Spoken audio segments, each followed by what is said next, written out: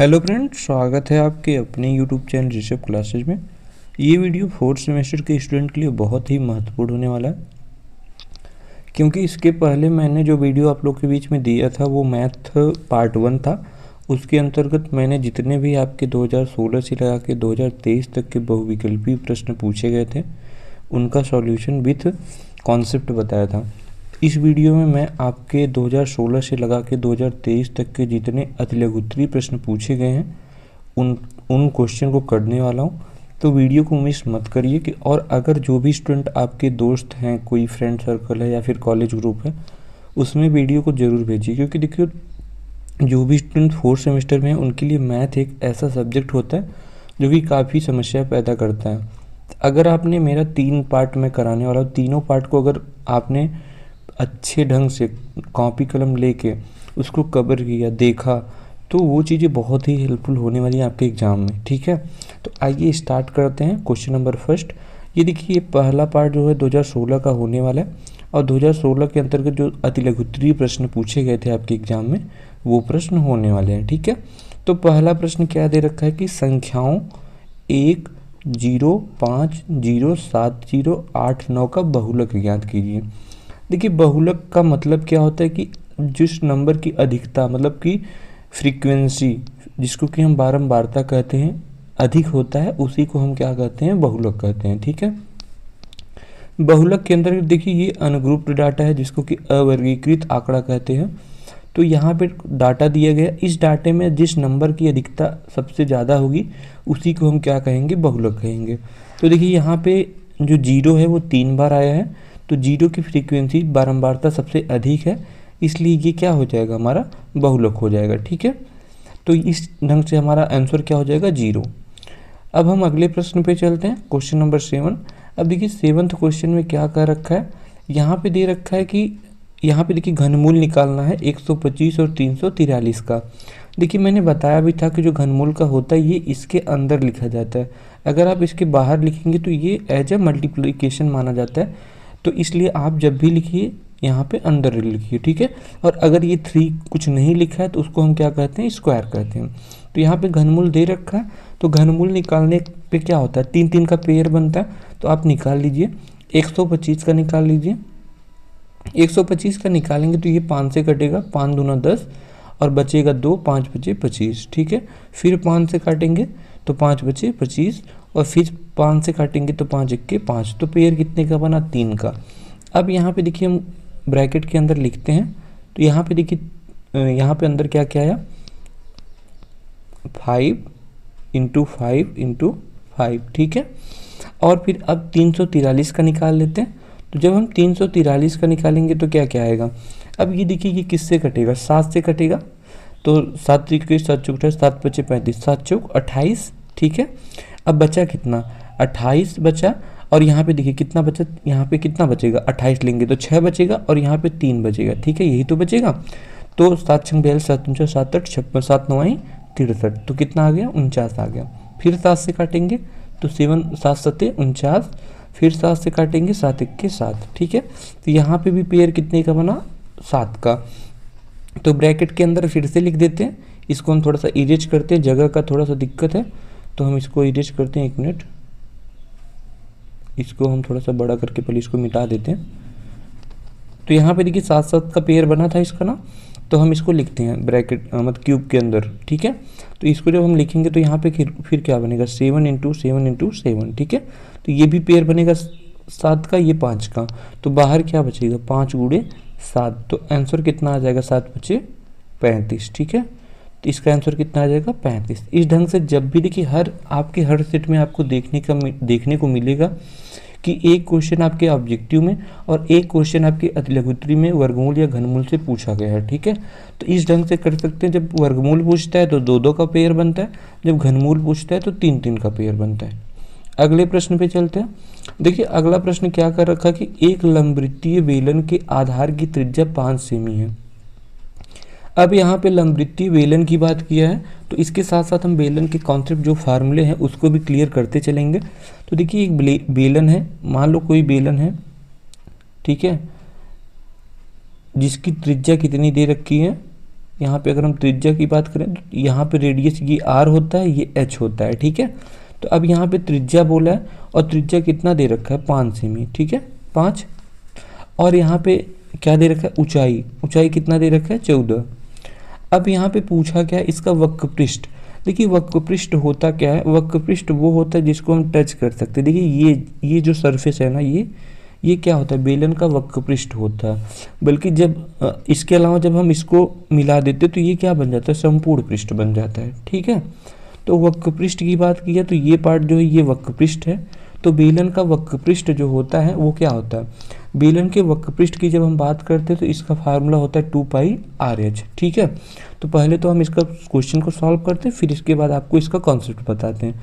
यहाँ पे दिया है r = 5 और यहाँ पे दे रखा है h = 14, ठीक है। तो इसको जब हम सॉल्व करेंगे तो फार्मूला हमें पता है CSA मतलब कर्व्ड सरफेस एरिया। तो क्या होता है 2πr/h फार्मूला होता है इसका। तो जब सॉल्व करेंगे तो 2 × 22/7 गुणे r का मान कितना है 5, h का मान कितना है 14, ठीक है। तो यहाँ से देखिए कट जाएगा, 7 दूना 14 आ जाएगा, फिर यहाँ पे 5 दूना 10, तो यहाँ पे 2 × 22 × 10, ठीक है। फिर इसको जब हम सॉल्व करेंगे तो कितना आएगा 22 दूना 44, 44 दहा में 440, 440 वर्ग सेंटीमीटर, या फिर हम इसको कहते हैं सेंटीमीटर स्क्वायर, ठीक है। ये आपका क्या आ जाएगा आंसर आ जाएगा। अब हम बात करते हैं कुछ फार्मूले के बारे में। तो यहाँ पे देखिए बेलन के फार्मूले की अगर हम बात करेंगे ना तो सिंपल सा देखिए ये हमारा बेलन हो गया। बेलन में आपको पता है कि जो बेलन में क्या है कि बेलन ज़्यादा हम डीपली नहीं जाएंगे, बस आपको फार्मूले की बात बताएंगे। ये जो होता है इसका त्रिज्या और ये होता है इसकी ऊंचाई, ठीक है। जब आपसे पूछा जाए कि बेलन का जो अनुप्रस्थ काट की परिधि, अगर परिधि पूछी जाए तो आपको पता है कि परिधि की जब बात करेगा तो परिधि क्या होगी 2πr, ठीक है। जैसे लिखा जाएगा कि अनुप्रस्थ काट की परिधि, ठीक है। तो आप लिखते भी चलिए, मैं लिखूंगा तो ज़्यादा देरी हो जाएगा, मैं बोलता चलूँगा अनुप्रस्थ काट की परिधि। अगर हम परिधि की बात करेंगे तो परिधि क्या होता है 2πr, आपको पता है क्योंकि देखिए ये एज ए सर्कल काम कर रहा है तो इसका परिधि क्या हो जाएगा 2πr। जब ये बात करता है कि वक्र पृष्ठ का क्षेत्रफल जिसको कि हम कहते हैं टोटल मतलब कर्व्ड सरफेस एरिया CSA, ठीक है। इसको आप लिख लेना वक्र पृष्ठ का क्षेत्रफल कर्व्ड सरफेस एरिया। तो ये क्या होता है, ये अनुप्रस्थ काट के क्षेत्रफल के परिधि में जब हम h का गुणा कर देते हैं तो हमें मिलता है वक्र पृष्ठ का क्षेत्रफल। तो ये आता है 2πr × h, तो ये फार्मूला बन जाता है 2πr/h, ठीक है। जब हम बात करते हैं इसी में इस वक्र पृष्ठ के क्षेत्रफल की तो ये आ गया। अब हम बात करेंगे संपूर्ण पृष्ठ की क्षेत्रफल। तो देखिए जब हम संपूर्ण पृष्ठ के क्षेत्रफल की बात करेंगे ना तो अभी तक मैंने बताया था कि CSA क्या होता है, ये पार्ट इसका क्या होता है CSA, जिसको कि हम टच कर सकते हैं। बेलन का वह पार्ट जिसको कि हम टच कर सकते हैं वो क्या होता है कर्व्ड सरफेस एरिया। बट जब हम इसके संपूर्ण पृष्ठ की बात करेंगे तो इसमें देखिए ये 2 सर्कल भी इंक्लूड हो जाएंगे। आपको दिख रहा होगा कि यहाँ पे 2 सर्कल इंक्लूड हो जाएंगे। तो ये जो दोनों सर्कल इंक्लूड होंगे, आपको पता है कि सर्कल का जो क्षेत्रफल होता है वो क्या होता है πr², इसका भी क्या होगा πr²। तो ये क्या हो जाएगा हमारा टोटल सरफेस एरिया में ऐड हो जाएगा। तो जो टोटल सरफेस एरिया आता है वो क्या होता है CSA होता है, प्लस πr में πr जोड़ेंगे तो क्या हो जाएगा 2πr², ठीक है 2πr²। अब हम इसमें देखिए हमें CSA का फार्मूला पता है तो हम इसको थोड़ा सा यहाँ लिखते हैं, आप चीज़ों को ध्यान से देखते चलिएगा। तो यहाँ पे देखिए CSA का फार्मूला यहाँ पे हम लिख सकते हैं TSA = कहने का मतलब संपूर्ण पृष्ठ का क्षेत्रफल, आप लिख लेना हिंदी में। ये क्या हो जाएगा 2πrh प्लस यहाँ पे क्या आया 2πr²। तो ये हो जाएगा हमारा 2πr²। इसको थोड़ा सा इरेज करें नहीं तो आप कंफ्यूज हो जाएंगे। 1 मिनट, तो यहाँ पे हम इसको इरेज करते हैं, 1 मिनट रुकिए। तो देखिए ये क्या हो जाएगा हमारा, इसको हम तो यहाँ पे प्लस 2πr², ठीक है। अब यहाँ से देखिए 2πr दोनों में कॉमन है तो हम कॉमन ले लेते हैं तो बचेगा क्या, जब हम 2πr कॉमन ले लेंगे तो यहाँ पे h बचेगा और यहाँ पे क्या बचेगा, एक r बाहर जाएगा तो r बचेगा। तो ये फार्मूला किसका आ जाएगा टोटल सरफेस एरिया का, ठीक है। इसको लिखते चलिए तो जब आपसे पूछे संपूर्ण पृष्ठ का क्षेत्रफल तो आप फार्मूला लगाएंगे 2πr ब्रैकेट में h+r। जब आपसे पूछेगा वक्र पृष्ठ का क्षेत्रफल तो आप लिखेंगे 2πrh। जब आपसे पूछेगा आयतन, देखिए एक फार्मूला पूछता है बेलन का आयतन, जब वॉल्यूम की बात करेगा तो ये फार्मूला होता है πr²h। ये क्या होता है, जब देखिए इसमें जब हमारा जो सर्कल बनता है ना, इसके क्षेत्रफल में जब हम h का मल्टीप्लाई करते हैं तो हमें क्या मिलता है, इसका वॉल्यूम। यही तो होता है वॉल्यूम का मतलब क्या होता है कि जितना हम उसमें जिसकी उसकी कैपेसिटी हो, तो जब हम इसमें कुछ मान लो इसमें कुछ जो भी आएगा तो यहाँ पे देखिए इसका क्षेत्रफल जो जितना क्षेत्रफल है इसमें जब हम h का गुणा करेंगे तो हमें क्या मिलेगा, इसका वॉल्यूम, आयतन। ठीक है, तो इस चीज़ को आगे चलते हैं नेक्स्ट क्वेश्चन पे। अब देखिए 9th क्वेश्चन पे चलते हैं। होप सो आप लोग को बेलन का जो कॉन्सेप्ट है वो क्लियर हुआ होगा। अब हम 9th क्वेश्चन की बात करते हैं। तो 9th क्वेश्चन में दे रखा है कि 9/49a² - 4b²। अब इसका गुणनखंड कहा है। तो देखिए इसको जानने से पहले आपको एक चीज़ पता होगी कि a² - b² का जो फार्मूला होता है वो होता है a+b और एक ब्रैकेट में होता है a - b, एक ब्रैकेट में होता है a - b। ठीक है, दोनों आपस में मल्टीप्लाई के रूप में होते हैं, ये चीज़ें ध्यान में रखिएगा। ठीक है, अब हम देखिए इसको क्या लिख सकते हैं, 3 का स्क्वायर आपको पता है 9 होता है, तो इसको क्या लिख सकते हैं 3/7 और a दिया है टोटल का स्क्वायर। ठीक है, और फिर -2b का स्क्वायर लिख सकते हैं ना, क्योंकि जब हम इसको सॉल्व करेंगे तो 3 त्रिक का 9, 7 7 49 और a का वर्ग करेंगे तो a² आएगा, यही मिलेगा। जब हम इसका वर्ग करेंगे तो 4b² मिलेगा। अब हम इसको सॉल्व करते हैं, तो देखिए इसको सॉल्व करते हैं तो यहाँ पे क्या आएगा। अब देखिए मैंने फार्मूला आपको बताया, ये देखिए इस रूप में दिख रहा है ना, a² - b² के रूप में। तो इसको हम कैसे कर सकते हैं, 7 अगर हम पूरे को इसको a मान लेते हैं और इसको क्या मान लेते हैं, b मान लेते हैं, तो ये बनेगा 3/7a और पहले ब्रैकेट में क्या है प्लस है, तो एक बार हम प्लस लेते हैं 2b और दूसरे ब्रैकेट में क्या होगा 3/7a रहेगा और यहाँ पे क्या लग जाएगा माइनस, माइनस का क्या आ जाएगा 2b। तो यही क्या हो जाएगा, हमारा आंसर हो जाएगा। ठीक है, ऐसे आप इसको कर सकते हैं, बाकी आपको फार्मूला ये याद होना जरूरी है। नेक्स्ट क्वेश्चन पे चलते हैं। देखिए नेक्स्ट क्वेश्चन नंबर 10 क्या कर रखा है कि समचतुर्भुज के क्षेत्रफल का सूत्र ज्ञात कीजिए। देखिए समचतुर्भुज क्या होता है, सबसे पहले आपको जानना होगा कि समचतुर्भुज होता क्या है। अगर हम बात करते हैं समचतुर्भुज की ना, तो सबसे पहले तो आपको इस फार्मूला बता देते हैं, इसका फार्मूला क्या है। तो देखिए समचतुर्भुज का जो फार्मूला होता है वो होता है 1/2 और एक मल्टीप्लाई में होता है d1 × d2। ये d1 d2 है क्या, d1 d2 जो है ना ये क्या है कि इसका विकर्ण है। ठीक है, और विकर्ण देखिए विकर्ण जो समचतुर्भुज में विकर्ण की बात करते हैं ना कि विकर्ण होता क्या, सबसे पहले हम समचतुर्भुज बताते हैं आपको होता क्या। समचतुर्भुज ऐसा समांतर चतुर्भुज होता है ना जिसकी सभी भुजाएं बराबर होती हैं। कोई भी ऐसा मतलब ऐसा समांतर चतुर्भुज जिसकी सभी भुजाएं क्या हो, बराबर हो आपस में, उसको हम क्या कहते हैं, समचतुर्भुज। और जो समचतुर्भुज का विकर्ण होता है ना ये होता है, इसको हम विकर्ण कहते हैं। और ये जो विकर्ण होता है ना इसका ये भी क्या होता है, आपस में बराबर होते हैं। और ये दोनों जो होते हैं एक दूसरे को 90 अंश पे समद्विभाजित करते हैं। कितने एंगल पे, यहाँ पे जो एंगल बनता है ये 90 डिग्री का बनता है। ठीक है, और हम इसमें समचतुर्भुज की और विशेषता के बारे में अगर बात करें तो समचतुर्भुज का कोण जो होता है वो बराबर होता है। ठीक है, विकर्ण एक दूसरे को समकोण पर काटते हैं, मैंने आपको बताया। और जो इनकी देखिए इनकी जो दो संगत भुजा है, जैसे कि मान लो अगर ये ए हो गया, ये बी हो गया, ये सी हो गया, ये डी हो गया, तो कभी भी अगर समचतुर्भुज दे दे और बोले कि आप एंगल ज्ञात कीजिए, तो जो देखिए जो समचतुर्भुज के संगत भुजाएं, कहने का मतलब देखिए ये भुजाएं आपस में क्या है, संगत भुजा है। ठीक है, ये भुजा आपस में क्या है, संगत भुजा है। तो यहाँ पे होती क्या है कि जो हमारा एंगल ए होता है ये एंगल बी के बराबर होता है। कहने का मतलब किन्हीं दो संगत कोणों का योग जो होता है समचतुर्भुज में वो 180 अंश होता है। तो यहाँ पे देखिए ये दोनों संगत भुजाएं हैं, तो इसलिए इनका जो योग होगा कोण ए धन कोण बी बराबर क्या होगा, 180 अंश होगा। ऐसे ही इसके अन्य भी जो भुजाएं हैं, सब जो भी भुजाएं संगत भुजाएं हैं उनका जो योग होगा वो 180 अंश के बराबर होगा। ठीक है, बाकी मैंने इसका क्षेत्रफल आपको बता दिया कि 1/2 गुणे प्रोडक्ट ऑफ अ डायगोनल, मतलब डायगोनल का मल्टीप्लाई। ठीक है, अब यहाँ पे हम बात करते हैं समचतुर्भुज के बारे में, बस इतना ही पूछा जाता है। आपको कभी कभी दे देता है एंगल निकालने के लिए, तो एंगल के बारे में मैंने बताया कि जो संगत भुजाओं का योग हो, मतलब एंगल का योग होता है वो 180 अंश के बराबर होता है। 11th क्वेश्चन पे चलते हैं। देखिए 11th क्वेश्चन क्या कर रखा है कि यदि वृत्त का व्यास जो है 14 सेमी है तो वृत्त की परिधि ज्ञात कीजिए। अब जब हम परिधि की बात करते हैं तो आपको पता है कि जो वृत्त होता है, वृत्त के बारे में मैंने आपको जब ऑब्जेक्टिव क्वेश्चन करा रखा था तो वहाँ पे मैंने बताया था कि वृत्त क्या होता है। वृत्त अनंत बिंदुओं का एक समूह होता है, ठीक है। और वृत्त के केंद्र से जो यहाँ पे मतलब हमारे परिधि पे जो दूरी खींची जाती है वो रेडियस होता है, और जो केंद्र से होकर गुजरती है वो क्या होती है, व्यास होता है।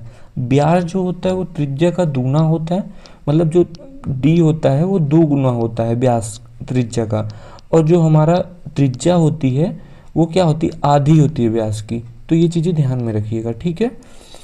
बाकी जीवा खंड क्या होता है, मतलब जीवा की बात करेंगे तो जीवा जो होता है ये क्या होता है, इसका एक पॉइंट क्या होता है, इसके सरकमफ्रेंसेस से परिधि से जुड़ी होती है, दोनों पॉइंट परिधि से जुड़ी होती है, ठीक है। तो अगर हम बात करते हैं इसमें क्वेश्चन में क्या दिया है कि एक वृत्त का व्यास, अब देखिए हम यहाँ पे व्यास डायमीटर दे रखा है तो व्यास कितना है, 14 सेमी। अगर व्यास 14 सेमी है, ठीक है, तो वृत्त की परिधि पूछा है, तो हमें पता है कि वृत्त की परिधि का जो सूत्र होता है वो क्या होता है, 2πr, और जो वृत्त की त्रिज्या का सूत्र होता है वो πr² होता है। अभी मैंने आपको बताया। तो परिधि बराबर 2πr दे रखा है। तो अब देखिए यहाँ पे हमें r के मान की ज़रूरत है। हमें दिया है क्या, d बराबर कितना, 14 दिया है। तो जब हम r निकालेंगे तो मैंने बताया कि जो व्यास का आधा होता है वो त्रिज्या होता है। तो यहाँ से r बराबर क्या आ जाएगा, d/2। तो d का मान 14 दे रखा है तो कितना आ जाएगा, 14/2, यानी कि 2 सत्ते 14। तो यहाँ पे त्रिज्या कितनी आ जाएगी, 7, ठीक है। अब हमें त्रिज्या का मान पता चल गया तो हम इस फार्मूले में रख के परिधि निकाल सकते हैं। तो 2 × पाई का मान 22/7 पता ही है, और गुणे 7, ठीक है। तो 7, अब देखिए यहाँ पे क्या होगा, 7 से 7 जाएगा तो 22 दूना क्या हो जाएगा, 44 सेंटीमीटर स्क्वायर, ठीक है। तो ये हमारा क्या हो जाएगा, आंसर हो जाएगा। इस टाइप से आप क्वेश्चन को कर सकते हैं। और कभी कभी देखो ऐसे डायरेक्टली दे देता है कि वृत्त का क्षेत्रफल दे देगा और वहाँ से आपको परिधि पूछेगा, ऐसे क्वेश्चन देते हैं। एक क्वेश्चन पक्का आता है आपके 1 नंबर में। अगले प्रश्न पे चलते हैं। देखिए अगला प्रश्न जो है वो 2017 का प्रश्न स्टार्ट होता है यहाँ से। अति लघुत्तरीय प्रश्न ये भी है 2017 का। तो ये जो पहला प्रश्न दे रखा है वो क्या दे रखा है कि एक 17 सेमी लंबे और 7 सेमी चौड़े। अब देखिए यहाँ से एक बहुत ही महत्वपूर्ण कॉन्सेप्ट शुरू होता है जो कि बहुत सारे स्टूडेंट को समस्या क्रिएट करता है। क्या दे रखा है कि एक 17 सेमी लंबा और 17 सेमी लंबा और 7 सेमी चौड़ा आयत है, ठीक है। अगर मैं मानता हूँ एक आयत है, मैं ऐसे कंसीडर करता हूँ एक आयत है, सपोज करो, जिसकी लंबाई, देखो इसको क्या कहते हैं, इस साइड को क्या कहते हैं लंबाई, और इस साइड को क्या कहते हैं चौड़ाई, जिसको कि बी से रिप्रेजेंट करते हैं, B for breath, L for length, ठीक है। तो अगर इसका लेंथ जो है 17 सेमी दे रखा है, आप ही के सामने क्वेश्चन दे रखा है, मैं थोड़ा सा और यहाँ पे बनाता हूँ जिससे आपको चीज़ें क्लियर हो, क्योंकि बहुत कन्फ्यूजन रहता है इस क्वेश्चन में। तो मैंने बताया कि ये क्या होता है, ये साइड लेंथ होता है, ये साइड ब्रीथ होता है। अब लेंथ दे रखा है 17, ठीक है, और ब्रीथ दे रखा है कितना, 7 सेमी, ठीक है। अब बोला है कि आयत के चौड़ाई के परितः घुमाने पर, देखिए यहाँ पे 2 कॉन्सेप्ट बनता है। एक कॉन्सेप्ट बनता है घुमाने वाला और एक दूसरा कॉन्सेप्ट बनता है मुड़ने वाला। कभी कभी इस चीज़ में बहुत लोग परेशान रहते हैं, कंफ्यूज रहते हैं, तो ये चीज़ें आप लोग ध्यान में रखिएगा। तो सबसे पहले हम चौड़ाई की परितः जब घुमाया जाता है तो क्या होता है, देखिए जब कभी भी, देखिए अगर हम चौड़ाई की परितः कभी भी आयत को घुमाते हैं, क्योंकि हम ऐसे आपको दिखा सकते नहीं, वरना ऐसे कॉपी वगैरह रहती तो बहुत अच्छे से समझ में आता, बट चीज़ें याद रखिए आप। जब चौड़ाई की परितः हम घुमाते हैं आयत को, तो जो आयत की चौड़ाई होती है, आयत का जो चौड़ाई होता है वो बेलन की क्या बन जाती है, लंबाई, बेलन की ऊंचाई बन जाती है। आयत की चौड़ाई जो होती है वो क्या बन जाती है, बेलन की ऊंचाई, ठीक है। और जो आयत की लंबाई होती है वो क्या बन जाती है, त्रिज्या, ठीक है। हमेशा याद रखिए, आपका क्वेश्चन कभी गलत नहीं होगा। जब आयत के चौड़ाई के परितः घुमाने को बोले तो जो आयत जब चौड़ाई के परितः घुमाते हैं तो जो आयत की चौड़ाई होती है वो बेलन की ऊंचाई बन जाती है, और जो बेलन की आयत की लंबाई होती है मतलब एल जो है वो क्या बन जाएगी, त्रिज्या बन जाएगी। आप ही सपोज करिए कि जैसे कि देखिए अगर हम आयत की चौड़ाई को घुमाते हैं तो जाने दिए ऐसे समझ में आएगा नहीं, बस आप यही याद रखिए क्योंकि हम दिखा नहीं सकते, बिना दिखाए ये कॉन्सेप्ट क्लियर होगा नहीं, तो ये चीज़ें आप लोग याद रखिए, ठीक है। तो यहाँ पे जब हम इससे देखिए इससे अगर बेलन बनेगा, क्योंकि देखिए जब हम करेंगे ना आयत चौड़ाई के परितः घुमाएंगे तो ये चीज़ें आपका फिक्स हो जाएगा। ये जब फिक्स हो जाएगा तो ऐसे यहाँ पे क्या करेगा, ये रोटेट करेगा। अगर ये रोटेट करेगा तो कुछ इस टाइप का बनेगा। अगर हम इसको घुमाएंगे, जैसे मान लीजिए घर में बेना या पंखी है ना, तो एक साइड उसका देखिए जो पुपली होता है, पुपली कहते हैं ना, ये फिक्स रहता है। तो जब हम इसको घुमाते हैं तो ये तो फिक्स रहता है, लेकिन ये ऐसे ऐसे कुछ सर्कल बनाता है तो ये इस टाइप का क्या एक बेलन का आकार ले लेता है, ठीक है। जहाँ पे ये जो एल होता है आप देखेंगे कि जब आप इसको घुमाएंगे तो एक नया आकृति बन के आएगा, जो कुछ ऐसा बन के आएगा, जैसे कि देखिए कुछ ऐसा बनेगा, ठीक है, ऐसा बनेगा। जब आप इसको घुमाएंगे ऐसे, ये तो फिक्स रहेगा, यही घूमेगा, ऐसे ऐसे घूमेगा, तो ये इस टाइप का बनेगा। अब फिर यहाँ पे देखिए फिर नीचे वाला भी ऐसे घूमेगा, ये कुछ इस टाइप का बनेगा। तो जो हमारा एल था देखिए ये तो ऐसे ही, जब देखो ये ऐसे घूमेगा तो ये तो ऐसे आएगा, ये भी ऐसे आएगा। तो जो एल है ये क्या बन जाएगा, रेडियस बन जाएगा, त्रिज्या बन जाएगा बेलन का। तो यहाँ पे देखिए सिंपल सा बात है, यही आप अगर समझ गए तो क्वेश्चन को कर लेंगे। तो यहाँ पे देखो ये जो होता है ना, ये क्या बन जाता है हमारा त्रिज्या, और त्रिज्या क्या बन जाता है, लंबाई। मैंने बताया भी, उस चीज़ को लिख लेना, b = h के और l = r के। ये कब होता है, जब चौड़ाई की परितः घुमाते हैं। मोड़ने की बात मैं नहीं कर रहा हूँ, मोड़ेंगे तो 2πr/h लेंगे, ये एक सर्कल का काम करेगा, वो अलग कॉन्सेप्ट है, ठीक है। तो अब यहाँ पे देखो ये क्या बन जाएगा, h बराबर क्या आ जाएगा हमारा 17, h बराबर क्या आ जाएगा 17, और जो l बराबर क्या आ जाएगा, सॉरी h तो हमारा 7 है ना, b = h हो जाएगा ना, तो h बराबर क्या आ जाएगा 7 सेमी, और ये क्या आ जाएगा हमारा रेडियस कितना आ जाएगा 17 सेमी, ठीक है। बस आप सॉल्व कर लीजिए। अब आप सॉल्व कैसे करेंगे, आपको पता है पूछा क्या है कि बेलन का आयतन, तो आयतन बराबर क्या होता है πr²h। तो अब यहाँ पे फार्मूले में आप रख दीजिए, तो पाई का मान कितना होता है 22/7, ठीक है।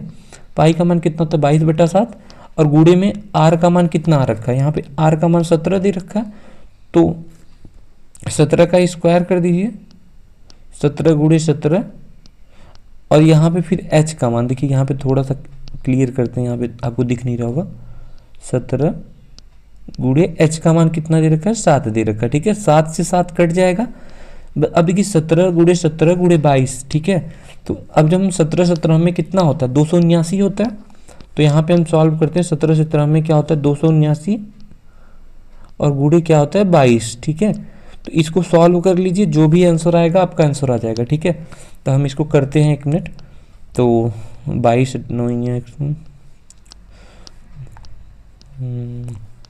देखो इसको जब हम मल्टीप्लाई करेंगे ना तो आंसर आ जाएगा 6358 घन मीटर, ठीक है, घन सेमी, ठीक है। ये क्या आ जाएगा आंसर आ जाएगा, कितना आंसर आ जाएगा 6358, ठीक है। ये घन सेमी या सेमी क्यूब आंसर आ जाएगा आपका। बाकी अगर आपसे यही चीज़ पूछता, सेम चीज़ पे आपसे पूछ सकता है कि वक्रपृष्ठ ज्ञात कीजिए, तो जो बेलन का वक्रपृष्ठ होता है वो क्या होता है 2πr/h होता है, और हमें देखो पता है 2 × पाई का मान क्या होता है 22/7 होता है, और जो h का मान आया है, सॉरी r का मान कितना है हमारा 17, और जो हमारे h का मान आया है वो कितना आया 7 आया, तो 7 से 7 कट जाएगा।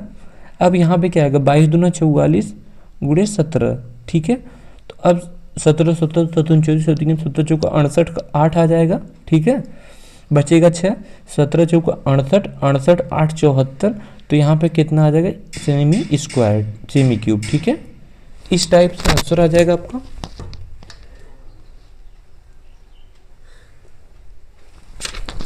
अब देखिए यहाँ पे इस टाइप का आंसर आ गया आपका क्वेश्चन का। अब हम चलते हैं अगले क्वेश्चन पे, क्वेश्चन नंबर 7 पे। अब देखिए 7वां क्वेश्चन क्या कर रखा है कि एक बाग में आम के 2304 पेड़ है, ठीक है। प्रत्येक पंक्ति में उतने ही पेड़ हैं जितने बाग में पंक्तियां हैं, तो पंक्तियों की संख्या ज्ञात कीजिए। अब यहाँ से पूछा है आपको पंक्तियों की संख्या। देखिए ये क्वेश्चन अच्छा क्वेश्चन है। इस क्वेश्चन को आप ऐसे समझ सकते हैं, जैसे कि अगर मैं इस क्वेश्चन का कॉन्सेप्ट बताऊं, सपोज करो कि एक कोई पंक्ति है, जिस पंक्ति में मान लो 2 बच्चे खड़े हैं, ठीक है, या 2 पेड़ लगा है। एक दूसरी पंक्ति है, उस पंक्ति में भी क्या है, 2 पेड़ हैं, ठीक है। अगर दोनों पंक्तियों में 2-2 पेड़ हैं, तो अगर कोई आपसे पूछे कि टोटल कितने पेड़ हैं, तो आप तो एक तो नॉर्मली बता देंगे कि 1 पेड़ है, 2 पेड़ है, 3 पेड़ है और 4 पेड़ है, ठीक है। और दूसरा चीज, और जब हम इसी चीज को मैथमेटिकल रूप में कहेंगे तो हम क्या लिखेंगे, 2 इंटू 2, 2 इंटू 2। कहने का मतलब जितनी पंक्तियां हैं और जितने नंबर ऑफ पेड़ हैं उनका मल्टीप्लाई करने पे हमें पता चल जाएगा, इक्वल टू क्या हो जाएगा, जितने हमारे पेड़ हैं, ठीक है। तो इस ढंग से देखो यहाँ पे है क्या कि पूछा क्या है कि पंक्तियों की संख्या। देखिए पंक्तियों की संख्या पूछा है, तो हम सपोज कर लेते हैं कि माना, इसको ऐसे सॉल्व कर सकते हैं, माना जो पंक्ति की संख्या है वो क्या है, पंक्ति की संख्या इक्वल टू x, ठीक है। और ये पंक्तियों की संख्या इक्वल टू पेड़ों की संख्या मान लो, क्योंकि देखो जितने पंक्तियां हैं उतने ही पेड़ हैं, दिया है प्रत्येक पंक्ति में उतने ही पेड़ हैं जितनी की पंक्तियां हैं। तो ये इक्वल टू कितना हो जाएगा, पेड़ों की संख्या के, पंक्ति में पेड़ की, ठीक है, पंक्तियों में पेड़ों की संख्या के इक्वल हो जाएगा, ठीक है। अब देखो यहाँ पे इतनी चीज़ें जब क्लियर हो गई, अब हम क्या कर सकते हैं। अब मैंने बताया कि जब पंक्तियों की संख्या गुणे पेड़ों की संख्या करते हैं तो हमें ये पता चल जाएगा कि पंक्तियों की संख्या कितनी है, ठीक है। तो ये देखो x गुणे क्या कर लेंगे, x, तो इक्वल टू कितने के हैं, हमें एक बाग में आम के पेड़ कितने हैं, 2304, मतलब पंक्तियों की संख्या गुणे पेड़ों की संख्या इक्वल टू कितना है, जितने हमारे आम के पेड़ हैं। तो अब यहाँ पे देखो क्या कर सकते हैं कि एक्स स्क्वायर इक्वल टू कितना आएगा, 2304, तो स्क्वायर है उधर जाएगा वर्गमूल में हो जाएगा, तो x इक्वल टू क्या आ जाएगा, अंडर रूट 2304, ठीक है। अब हम 2304 का वर्गमूल निकालेंगे, तो आइए निकालते हैं 2304 का जो वर्गमूल। तो कैसे निकालेंगे, तो देखिए 2304, ठीक है। तो ये देखिए लास्ट डिजिट 2 से कटता है, तो पूरी संख्या 2 से कटती है, आपको पता होगा, ठीक है। तो करते हैं, 2 से काटेंगे तो क्या आ जाएगा, 11 दूना 22 बचेगा, फिर 10, फिर 2 दूना 4, ठीक है। फिर 2 से काटेंगे तो 2 पचे 10, 2 सत्ते 14, 2 छंग 12, ठीक। फिर 2 से तो 2 दूना 4, 2 अट्ठे 16, 2 अट्ठे 16, 2 से कटेगा 2 1 के 2, 2 चौका 8, 2 चौका 8, 2 से फिर कटेगा तो 2 सत्ते 14, 2 दूना 4, फिर 2 से काटते हैं, 2 तिहाई 6, 2 छंग 12। अब 36 को भी इधर देख लेते हैं, फिर 2 से कटेगा तो 2 1 के 2, 2 अट्ठे 16, 2 से कटेगा 2 9 18, 3 से कटेगा 3 त्रिक का 9, फिर 3 से कटेगा 1, ठीक है। अब 2 का पेयर बनाते हैं वर्गमूल में, तो 1 पेयर 2 पेयर, यहाँ पे 3 पेयर बनेगा, ये 4 पेयर और एक 3 का पेयर, तो मतलब 2 2 2 फिर 2 और फिर यहाँ पे 3, ठीक है। तो अब यहाँ पे सबको मल्टीप्लाई करेंगे, तो 2 दूना 4, 4 दूना 8, 8 दूनी 16 और 16 त्या 48, तो कितने पंक्तियों की संख्या हो जाएगी, 48, ठीक है, 48। तो यही क्या हो जाएगा, हमारा आंसर हो जाएगा। इस टाइप से हम इस क्वेश्चन को कर सकते हैं, ठीक है। अगले प्रश्न पे चलते हैं। देखिए 8वां प्रश्न क्या दे रखा है, मैंने आपको जो ट्रिग्नोमेट्री का टेबल है बता भी रखा था कि ट्रिग्नोमेट्री का टेबल, और आपको याद करने के लिए भी कहा था, तो मैं ज़्यादा टाइम नहीं लूँगा इस चीज़ पे। अगर आपने नहीं देखा तो ऑब्जेक्टिव प्रश्न देख लीजिए, वहाँ से आपके काफ़ी सारे जो डाउट्स हैं वो क्लियर हो जाएंगे, ठीक है। देखिए tan 45 का मान होता है 1, ठीक है, और cot 30 अंश का मान, देखिए cot 30 अंश, देखिए क्योंकि cot थीटा बराबर क्या होता है, 1/tan थीटा, तो अगर जो tan 30 अंश का मान पता है ना, तो वो उल्टा कर देगा तो उसको cot 30 अंश का मान पता चल जाएगा। जैसे कि देखिए tan 30 अंश का मान होता है 1/कड़ी में 3, जब इसको ऊपर ले जाएंगे तो मल्टीप्लाई होगा, कड़ी में 3/1 आ जाएगा, और cot 30 अंश का मान कितना आ जाएगा, कड़ी में 3। तो यहाँ पे cot 30 अंश का मान कड़ी में 3 आ जाएगा, फिर प्लस का 2 और मल्टीप्लाई में कितना है, यहाँ पे इसको हम थोड़ा सा इरेज करते हैं ये चीज़ें। तो अब देखिए यहाँ पे क्या आ जाएगा, 2 इंटू कॉस 30 अंश का मान। देखिए कॉस 30 अंश का मान होता है कड़ी में 3/2, ठीक है, कॉस 30 अंश का मान कड़ी में 3/2 होता है। और फिर यहाँ पे माइनस का दे रखा है साइन 90। देखिए साइन 0 अंश का मान 0 होता है, साइन 90 अंश का मान 1 होता है, ठीक है। तो अब हम यहाँ से सॉल्व करते हैं, तो आप देखेंगे कि यहाँ से 2 से 2 कट जाएगा क्योंकि मल्टीप्लाई में है। और ये देखिए तो बचेगा क्या, 1 माइनस कड़ी में 3 प्लस का कड़ी में 3 और माइनस का 1। तो यहाँ पे आप लोग देख पा रहे होंगे कि जो ये प्लस है ये माइनस है, कट जाएगा, ये माइनस है और ये 1 प्लस में है, तो आंसर क्या आ जाएगा 0। इस टाइप से आप कर सकते हैं। ट्रिग्नोमेट्री का भी एक प्रश्न बहुत पूछता है और वो आपके मतलब यही आपका जो आपको अगर वैल्यू पता है तो आप क्वेश्चन को बहुत आसानी से कर जाएंगे, ठीक है। वैल्यू नहीं पता है तो क्वेश्चन को नहीं कर पाएंगे। 9th क्वेश्चन पे चलते हैं। समीकरण दे रखा है, क्वाड्रेटिक इक्वेशन दे रखा है और इसको सॉल्व करना है। ये क्वेश्चन बहुत बार पूछता है और मतलब बस डिजिट बदल के क्वेश्चन पूछता है, तो आप कॉन्सेप्ट को अच्छे से कर लीजिए। देखिए कभी भी अगर आपको क्वेश्चन मिले ना, आपको कहे गुणनखंड ज्ञात कीजिए, तो आप करना क्या कि सबसे पहले जो x है इसको एक प्रॉपर ऑर्डर में रखना। कहने का मतलब कि घटते क्रम में, जैसे सबसे बड़ा पावर क्या है x² है, इसके बाद किसका पावर है 30x मतलब 13x का, तो फिर यहाँ पे ये देखो प्लस में है, कुछ नहीं है तो प्लस में है, तो प्लस का 13x, फिर इसके बाद पावर x का पावर 2 था, फिर 1 हुआ, अब x का पावर क्या होगा 0 होगा, तो ये माइनस का 30 लिख देंगे। देखिए ये x का पावर 0 होता है क्योंकि देखो x के पावर 0 का मान क्या होता है 1 होता है, इसलिए ये लिखा नहीं जाता। और ये इक्वेशन है तो इक्वल टू 0 लगाना कंपलसरी है। तो अब हम इसको सॉल्व करेंगे, तो इसको कैसे सॉल्व करते हैं, ये गुणनखंड है। तो देखिए गुणनखंड सॉल्व करने के लिए मैंने आपको बताया था कि जो x² का गुणांक है अगर 1 है, कहने का मतलब कुछ नहीं है, तो आप क्या करिए लास्ट पद को 2 पार्ट में तोड़िए और उस 2 पार्ट को ऐसा करिए कि मल्टीप्लाई करने पर लास्ट वाला पद आए और जोड़ने या घटाने पर मिडिल वाला पद आए, ठीक है, मतलब मध्य वाला पद आए। लेकिन अगर यहाँ पे 2 होता 3 होता तो सबसे पहले हम 30 का गुणा 2 में करते या 3 में करते, फिर अब हम इसको जो आता, मान लो कि 30 दूना 60 आता, तो 60 का ऐसा पार्ट करते कि गुणा करने पे 60 है और जोड़ने और घटाने पे 13 है। लेकिन यहाँ पे 2 है नहीं या फिर कुछ ऐसा नंबर है नहीं, x² अकेला है, तो इसलिए हम बस लास्ट पद को देखते हैं। तो लास्ट पद को हम देखते हैं 2 ऐसा पार्ट करते हैं जिसका गुणा करने पे 30 है और जोड़ने और घटाने पे 13 है। तो 30 का गुणा करेंगे तो 10 तिहाई 30 होता है और 10 3 13 होता है, ठीक है।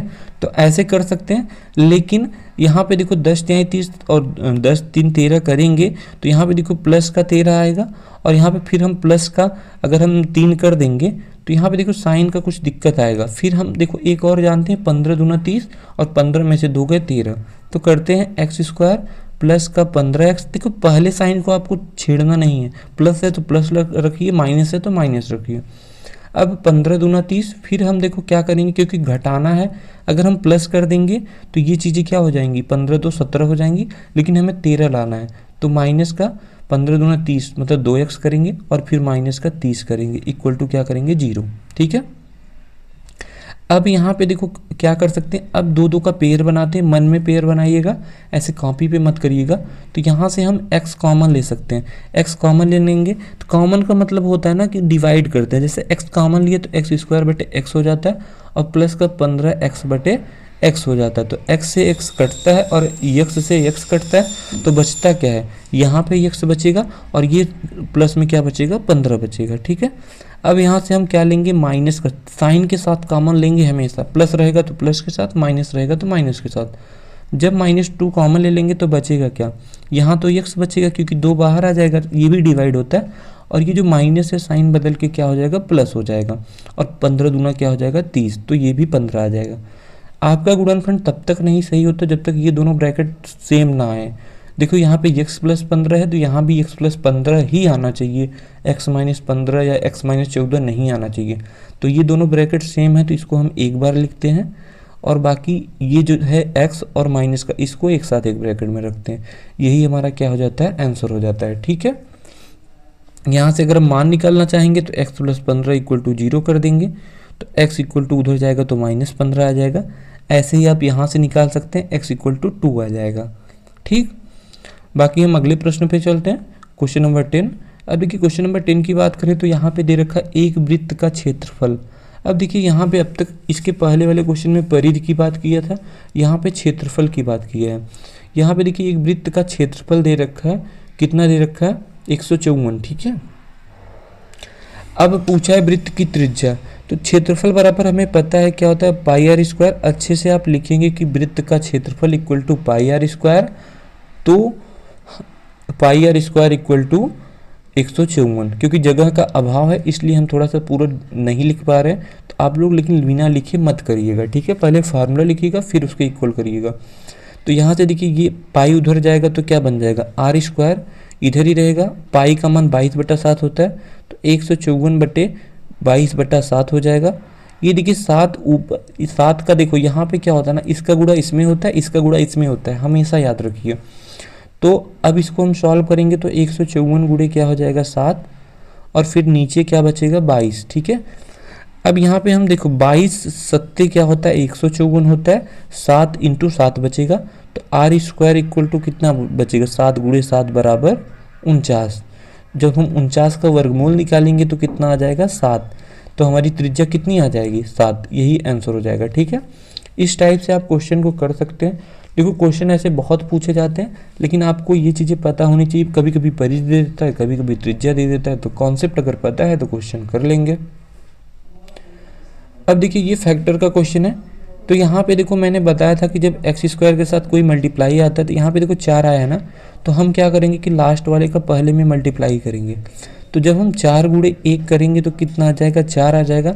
अब हमें इस 4 का ऐसा 2 फैक्टर करना होगा जिसका गुणा करने पे 4 आए और जोड़ने और घटाने पे 5 आए, ठीक है।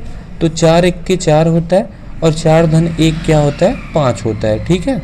तो इस टाइप से हम सॉल्व कर सकते हैं। तो यहाँ पे हम कर सकते हैं 4x² प्लस का क्या हो जाएगा हमारा, प्लस का यहाँ पे देखो क्या हो जाएगा, यहाँ पे 4 के साथ x लगा देंगे और 1 के साथ x लगा देंगे, तो प्लस का 4x प्लस का x और ये प्लस का 1, ठीक है। अब दो का पेयर बना लेते हैं। तो यहाँ पे देखो दोनों में क्या कॉमन है, दोनों में 4x दिख रहा है, तो 4x कॉमन ले लेंगे। जब हम 4x कॉमन लेते हैं तो क्या होता है, दोनों में डिवाइड होता है। मैं दिखाई देता हूँ, 4x² 4x प्लस का 4x/4x, ठीक है। फिर प्लस का यहाँ पे देखिए कुछ नहीं कॉमन दिख रहा है, तो क्या कॉमन लेंगे 1 कॉमन ले लेंगे। यहाँ पे मैं थोड़ा सा इरेज करता हूँ इसको, एक मिनट यहाँ पे इरेज करता हूँ जिससे आपको चीज़ें ज़्यादा क्लियर हो सकें। तो देखो जब हम इसको देखो कॉमन लेते हैं तो होता क्या है, कॉमन लेंगे तो यहाँ पे 1 कॉमन लेंगे तो 1 का भी क्या होगा डिवाइड होगा, ठीक है। x/1 होगा प्लस का 1/1 होगा। तो यहाँ से देखो ये 4x तो 4x बाहर रहेगा ही, ये देखो 4x से 4x कटेगा, यहाँ पे 2 पावर था तो 1 पावर बचेगा क्या सिर्फ x बचेगा। 4 से 4 तो चला जाएगा, 1x से 1x भी खत्म हो जाएगा, बचेगा x प्लस का 4x से 4x जाएगा, बचेगा 1, फिर प्लस का 1। अब यहाँ पे देखो यहाँ पे x/1 को x लिख सकते हैं, 1/1 को 1 लिख सकते हैं। तो मैंने बताया था जब दोनों में सेम आ जाए तो इसको एक बार लिखते हैं, x+1 लिखते हैं, तो मैंने लिख दिया। फिर ये जो बाहर आया 4x और इसके बाहर जो आया इसको भी एक ब्रैकेट में लिखते हैं, तो 4x+1 हो जाएगा, ठीक है। तो ये हमारा क्या हो जाएगा आंसर आ जाएगा। इसको इक्वल टू 0 के करके सॉल्व करना, क्योंकि देखो ये इक्वेशन है, ठीक है। बहुलक क्या होता है, जहाँ पे 0 नहीं होता उसको हम पॉलिनोमियल्स कहते हैं, जहाँ पे मोर देन 2 टर्म होता है उसको हम पॉलिनोमियल्स करते हैं, जहाँ पे जब हम इक्वल लगा देते हैं तो वो क्या बन जाता है इक्वेशन बन जाता है। तो यहाँ से x की 2 वैल्यू निकल के भी आएंगी, मैं आपको दिखा देता हूँ। देखो एक ब्रैकेट में क्या है x+1 आया है, दूसरे ब्रैकेट में 4x+1 आया है, ये इक्वल टू 0 क्या है, तो बारी बारी से 0 के इक्वल लेंगे। तो x+1 इक्वल टू जब हम 0 लेंगे तो ये इधर प्लस है उधर जाएगा माइनस का, तो x इक्वल टू -1 आ जाएगा। दूसरा यहाँ पे देखो 4x इक्वल टू ये भी उधर जाएगा तो ये -1 बन जाएगा, और ये 4 मल्टीप्लाई में उधर जाएगा तो डिवाइड में बन जाएगा। तो x का 2 मान मिलेगा, -1 और 1/4। देखिए x का जितना मैक्सिमम पावर रहता है ना उसके उतने ही रूट मिलते हैं, कहने का मतलब मूल मिलता है, इसको कहते हैं वैल्यू, ठीक है। आंसर आप अपने शब्दों में जो कहते हैं वो वही मिलता है, जितना x का पावर रहता है वही उतना आंसर आता है, ठीक है। अब हम चलते हैं 2018 के क्वेश्चन पे। तो देखिए 2018 के क्वेश्चन में क्या पूछा गया था। पहला क्वेश्चन यहाँ पे पूछा गया था कि वह छोटी से छोटी प्राकृतिक संख्या ज्ञात कीजिए जिसे 19, 44, 91 में से घटाने पर शेषफल क्या हो, पूर्ण वर्ग हो जाए। ठीक है, देखिए यहाँ पे आपसे दो टाइप के प्रश्न पूछे जाते हैं। एक पूछा जाता है छोटी से छोटी संख्या को घटाने या घटाने पर, एक पूछा जाएगा आपको जोड़ने पर। ठीक है, जब आपको घटाने या जोड़ने की बातें कही जाए तो आप बिना कुछ सोचे भाग विधि से फैक्टराइजेशन कर दीजिए और जो शेष बचेगा उसी को घटा दीजिएगा, उसी को जोड़ दीजिएगा। मैं सिंपल शब्दों में आपको बता रहा हूँ, जब घटाना और जोड़ का बात करेगा तो आप क्या करेंगे, इसका भाग विधि से गुणनखंड निकाल लेंगे। ठीक है, और जब आपसे यही गुणा और भाग का बात भाग विधि से जब आपसे गुणा और भाग का बात करेगा, यहीं पे दे देगा कि भाग गुणा करने पर शेषफल पूर्ण वर्ग बन जाए, घटा मतलब भाग करने पर पूर्ण वर्ग बन जाए, तो वहाँ पे आप गुणनखंड विधि का प्रयोग करेंगे। ठीक है, तो आइए स्टार्ट करते हैं यहाँ पे भाग विधि से गुणनखंड। तो देखिए भाग विधि से गुणनखंड ध्यान से देखिएगा, जिसको आता है ये क्या लिखा है, 19 लिखा है, 44 लिखा है और 91 लिखा है। सबसे पहले क्या करते हैं, हम इस साइड से शुरू करते हैं और दो दो का पेयर बनाते हैं, मतलब जोड़ा बनाते हैं। तो एक पेयर, दो पेयर, दो, तीन पेयर। ठीक है, अब हम ऐसे गुणनखंड को करने के लिए करते क्या हैं कि जो पेयर बनाते हैं उसका हम जैसे पहाड़ा पढ़ते हैं। पहाड़ा कैसे पढ़ते हैं, इसमें हम 2 गुणे 1 या 2 गुणे 3 नहीं पढ़ते हैं। इसमें जब भी पहाड़ा चलता है ना, ये चलता है ऐसे 1 गुणे 1, 2 गुणे 2, 3 गुणे 3। जब भी आप पहाड़ा पढ़ेंगे ऐसे पढ़ेंगे, 5 गुणे 5, 6 गुणे 6, 7 गुणे 7, 8 गुणे 8। समझ रहे हैं ना, आप हरदम पहाड़ा इस फॉर्म में पढ़ेंगे। तो ये चीज़ें आप ध्यान में रखिएगा।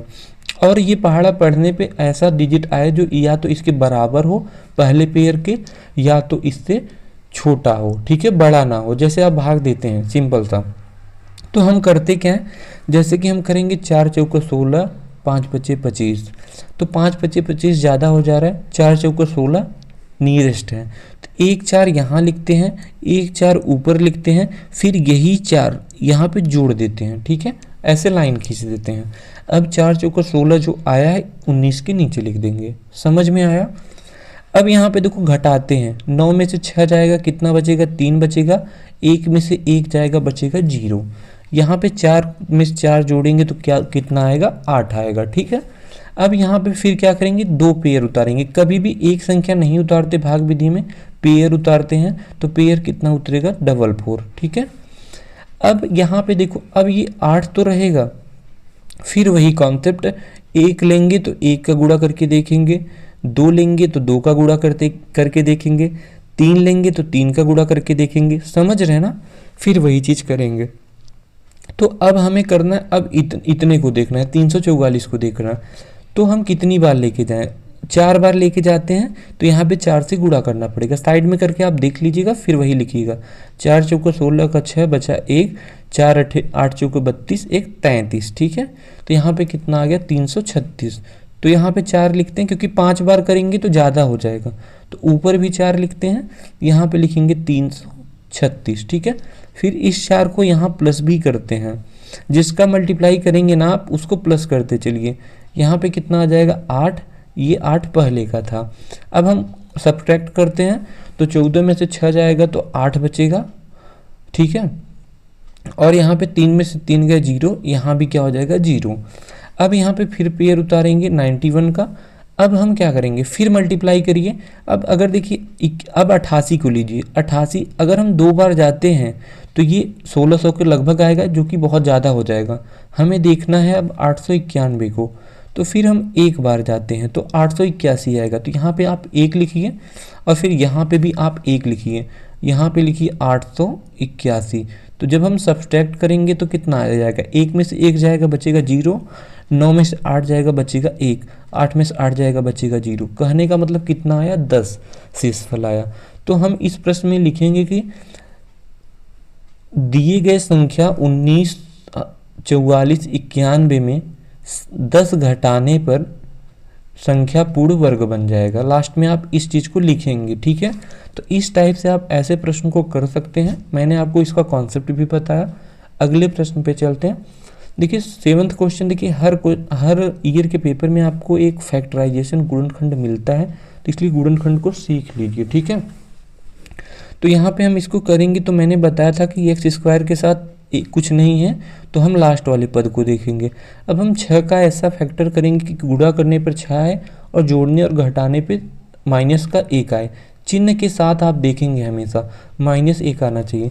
तो हम देखिए यहाँ पे 2 तिहाई 6 और 3 दूना 6, मतलब 3 गुणे 2, ये तो 6 आ गया।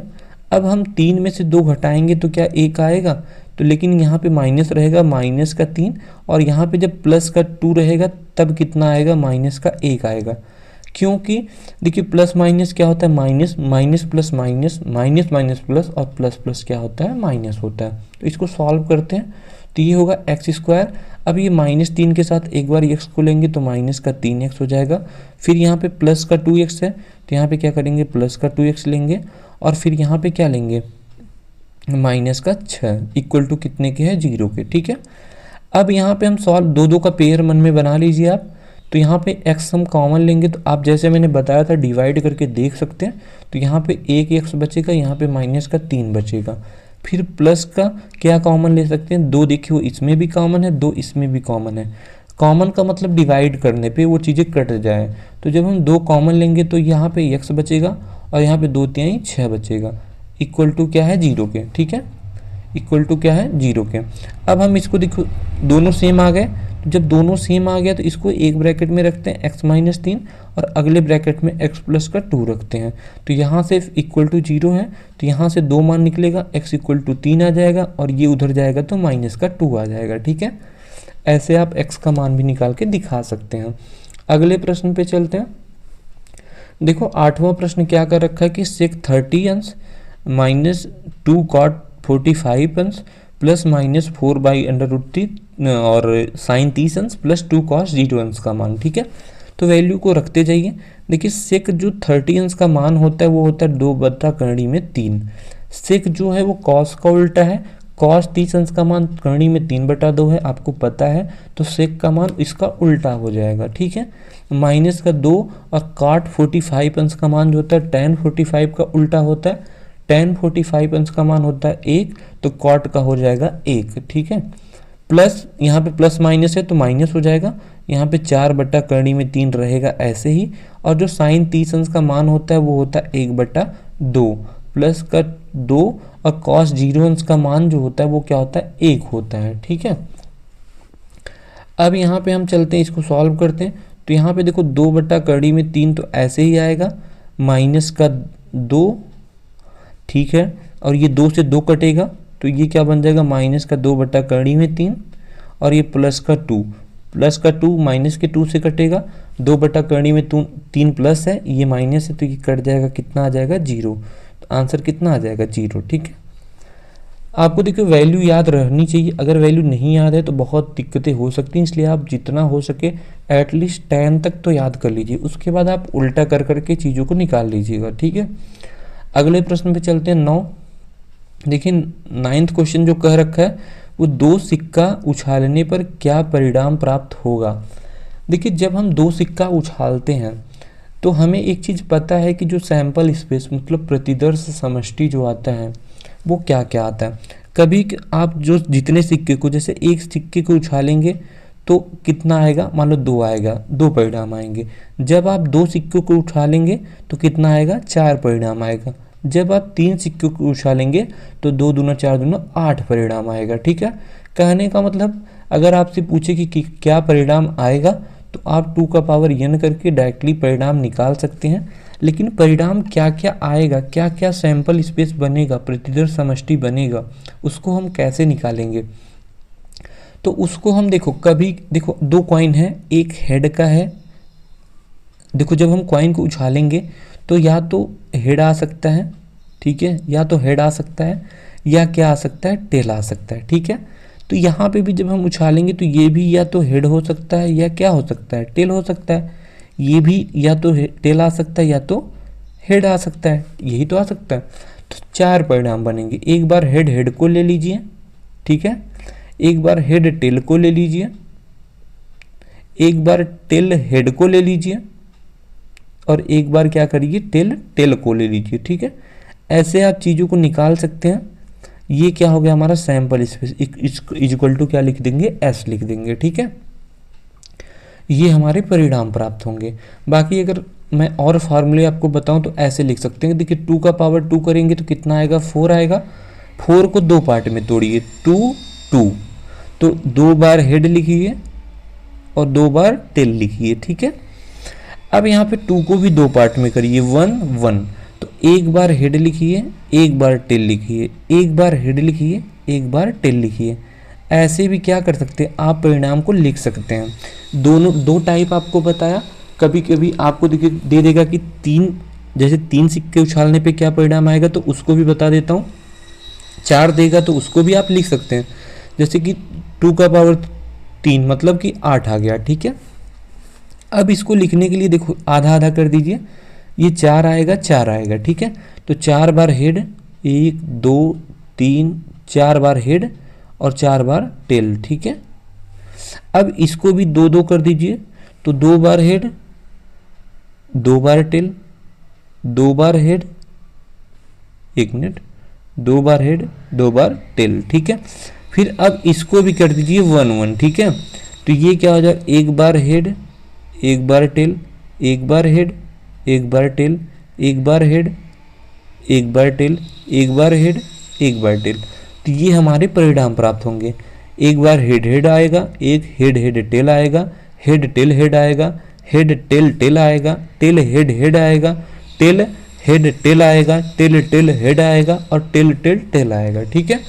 ऐसे अगर आपको 4 परिणाम पूछेगा तो 2 का पावर 4, तो इसको क्या करना, 2 इंटू 2 इंटू 2 इंटू 2, 2 दूना 4 दूनी 8 दूनी 16। अब 16 को भी क्या करेंगे, एक बार आप 8 8 कर देंगे, एक बार 4 4 करेंगे, एक बार इसको भी क्या करेंगे 2 2 करेंगे, इसको भी क्या करेंगे 1 1 करेंगे। कहने का मतलब एक बार 8 बार हेड 8 बार टेल, 4 बार हेड 4 बार टेल, 2 बार हेड 2 बार टेल, 1 बार हेड 1 बार टेल। ऐसे आप लिख सकते हैं चाहे जो दे आपको, ठीक है।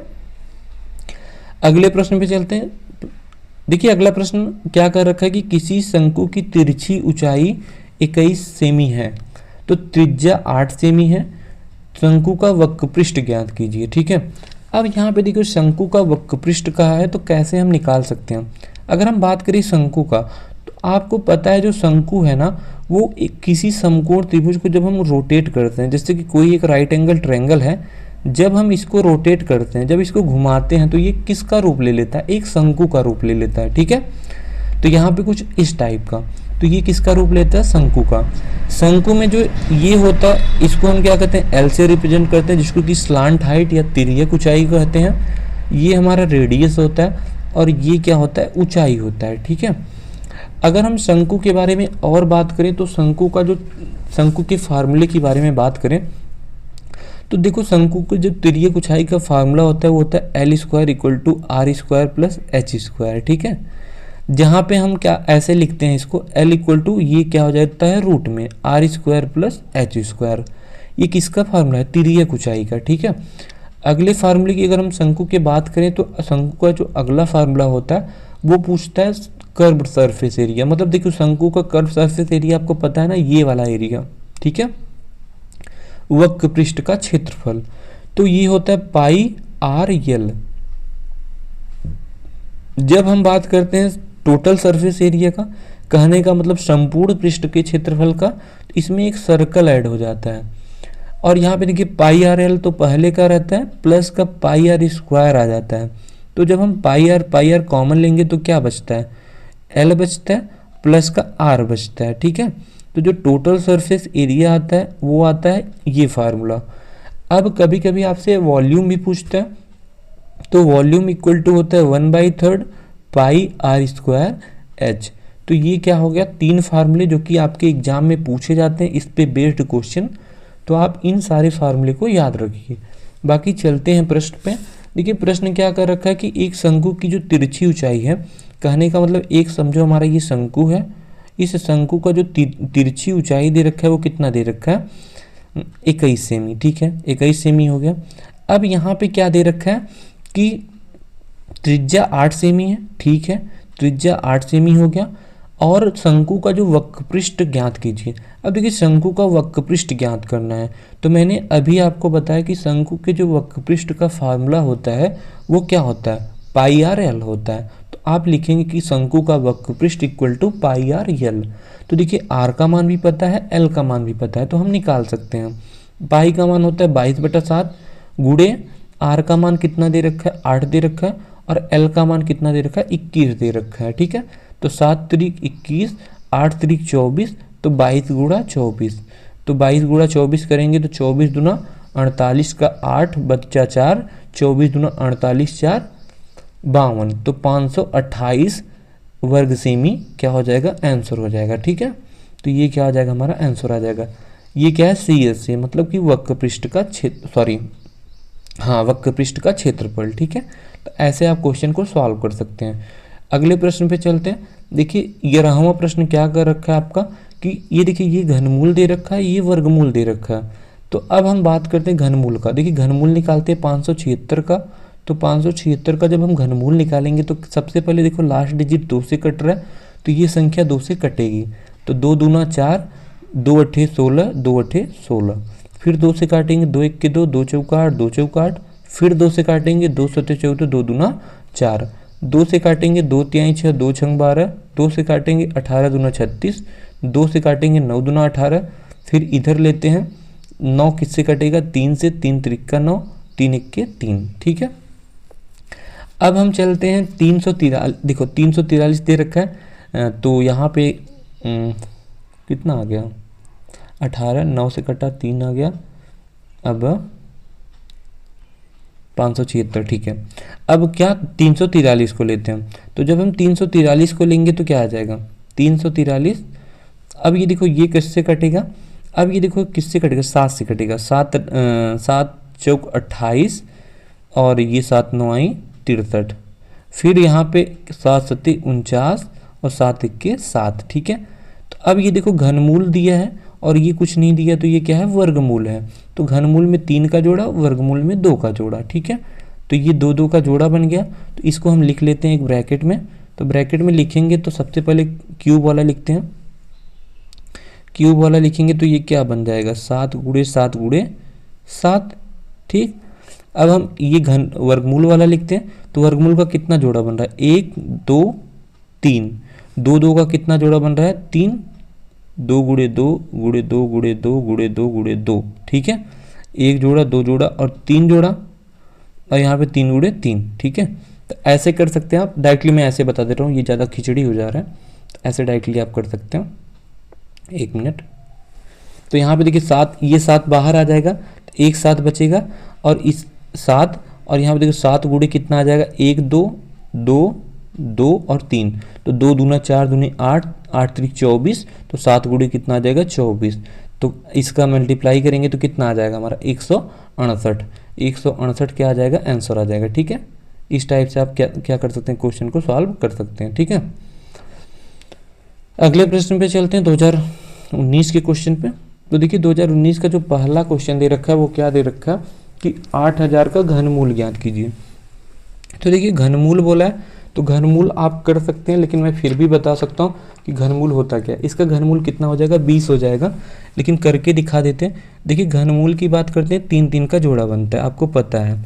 तो यहाँ पे करते हैं 8 1 2 3 है, तो 2 से कटेगा कितना आ जाएगा, 4000। 2 3, 2 से कटेगा कितना आ जाएगा, 2000। 2 से कटेगा कितना आ जाएगा, 1000। ठीक, 2 से कटेगा कितना आ जाएगा, 500। 2 से कटेगा 2 दूना 4, 2 25 10। 2 से कटेगा 2 1 के 2, और 2 दूना 4, 2 25 10, और फिर 125 आ गया। 125 किससे कटेगा, 5 से, तो 5 दूना 10, और 5 पचे 25। फिर 5 से कटेगा तो 5 पचे 25, 5 1 के 5। ठीक है, तो अब यहाँ पे देखो 3 3 का पेयर, ये देखो 5 है, ये ध्यान दीजिएगा। एक पेयर ये बना, एक पेयर ये बना, एक पेयर ये बने। तो 2 दूना 4, और 4 पचे 20। तो यहाँ पे क्या आ जाएगा, 2 गुणे 2 गुणे 5। तो आंसर कितना आ जाएगा, 20। ठीक है, ऐसे आप कर सकते हैं क्वेश्चन को। अगले प्रश्न पे चलते हैं। देखिए अगला प्रश्न गुणनखंड आ गया। तो यहाँ पे देखिए गुणनखंड में हम क्या कर सकते हैं कि दे रखा है 16x² - 25x = 0। तो 16x² - 25 इक्वल टू 0। तो 25 को उधर भेजेंगे तो ये माइनस से उधर जाके प्लस हो जाएगा। तो 16x² इक्वल टू 25 या x² इक्वल टू इधर मल्टीप्लाई में है तो उधर जाके किस में हो जाएगा, डिवाइड में। तो x इक्वल टू क्या आ जाएगा, √25/16। ठीक है, तो 25 के अगर हम वर्गमूल की बात करेंगे तो x इक्वल टू यहाँ पे क्या आ जाएगा 5 और यहाँ पे क्या आ जाएगा 4। तो ये प्लस माइनस, एक मान प्लस में आएगा, एक मान माइनस में आएगा, क्योंकि वर्गमूल है तो वर्गमूल का मान किस में आता है, प्लस और माइनस में। तो आंसर क्या हो जाएगा, x बराबर +-5/4। ठीक है, अगले प्रश्न पे चलते हैं। तो देखिए अगले प्रश्न की बात करें तो अगला प्रश्न क्या दे रखा है कि 12, 12, 13, 12, 10 का बहुलक। तो देखिए सबसे ज़्यादा अधिकता किसकी है इस प्रश्न में, तो 12 सबसे अधिक बार 3 बार आया है, तो यहाँ पे बहुलक क्या हो जाएगा 12। तो आंसर क्या आ जाएगा 12। ठीक है, अगले प्रश्न पे चलते हैं। तो देखिए अगला प्रश्न क्या कर रखा है कि 10 सेमी लंबे और 3.5 सेमी चौड़े आयत को लंबाई के परितः घुमाने पर। अब देखिए यहाँ पे क्या आ गया, लंबाई के परितः घुमाने पर। ठीक है, तो देखिए अब हम लंबाई के परितः घुमाएंगे तो कोई भी जो समझो कि एक आयत है। ठीक है, अगर हम कहें एक आयत है, इस आयत को, इसको मैंने क्या कह रखा है, लंबाई कह रखा है, इसको क्या कह रखा है, चौड़ाई कह रखा है। ठीक है, होता ही है, कह नहीं रखा है। ये ए हो गया, ये बी हो गया, एक मिनट, ये ए हो गया, ये बी हो गया, ये सी हो गया और ये डी हो गया। अब हम जब इसको लंबाई के परितः घुमाते हैं तो देखिए लंबाई के परितः घुमाएंगे अगर हम इसको तो क्या बनेगा, देखो घुमाना और मोड़ने में अंतर होता है। बहुत लोग कंफ्यूज हो जाते हैं, जैसे कि अभी मैंने इसके पहले ही क्वेश्चन को आपको बताया था कि जब हम घुमाते हैं, देखिए घुमाने का मतलब ना, लंबाई के परितः जब हम घुमाएंगे तो ये जो चीज़ होगा ना, ये हमारा एल जो होगा वो क्या बन जाएगा, हमारा एल बराबर कितना दे रखा है 10 सेमी ना। तो ये जो एल है देखो, इसके परितः जब हम घुमाएंगे तो ये कुछ ऐसा बनेगा, और ये जब जिसको परितः हम घुमाएंगे तो वो फिक्स्ड हो जाता है, तो ये फिक्स्ड हो जाता है। अब यहाँ पे देखो जब ये ऐसे बनेगा तो अगर हम इसको इस टाइप का मतलब सीधा करेंगे तो ये कुछ ऐसा बन के आएगा, जहाँ पे हमारा एल होता है, एल इक्वल टू क्या हो जाता है, एच हो जाता है, और जो हमारा बी इक्वल टू होता है वो क्या हो जाता है, आर हो जाता है। ठीक है, तो आप लिख सकते हैं तो कुछ ऐसा बनेगा, ये आर का मान 3.5 हो जाएगा और इसका मान कितना हो जाएगा 10 सेमी। बाकी मैं कॉन्सेप्ट आपको लिखवा देता हूँ, क्योंकि देखो समझ में तो ऐसे बहुत कम लोग को आएगा, जो पढ़े हैं, जो नहीं पढ़े हैं उनके लिए बस यही है कि आप लिख लीजिए। जब आयत को लंबाई के परितः घुमाया जाता है तो उस कंडीशन में क्या होता है कि जो हमारा एल होता है वो किसके इक्वल हो जाता है, हमारे एच के, बेलन के एच के इक्वल, बेलन की ऊंचाई के इक्वल हो जाता है, और जो बी होता है मतलब चौड़ाई होती है वो किसके इक्वल हो जाती है, वो हमारे त्रिज्या के इक्वल हो जाती है। ठीक है, तो इस प्रकार से आप क्या कर सकते हैं, चीज़ों को क्लियर कर सकते हैं। तो जो बेलन बनेगा, तो यहाँ पे पूछा क्या है कि आयतन, तो आयतन की बात करेंगे तो आयतन इक्वल टू πr² होता है।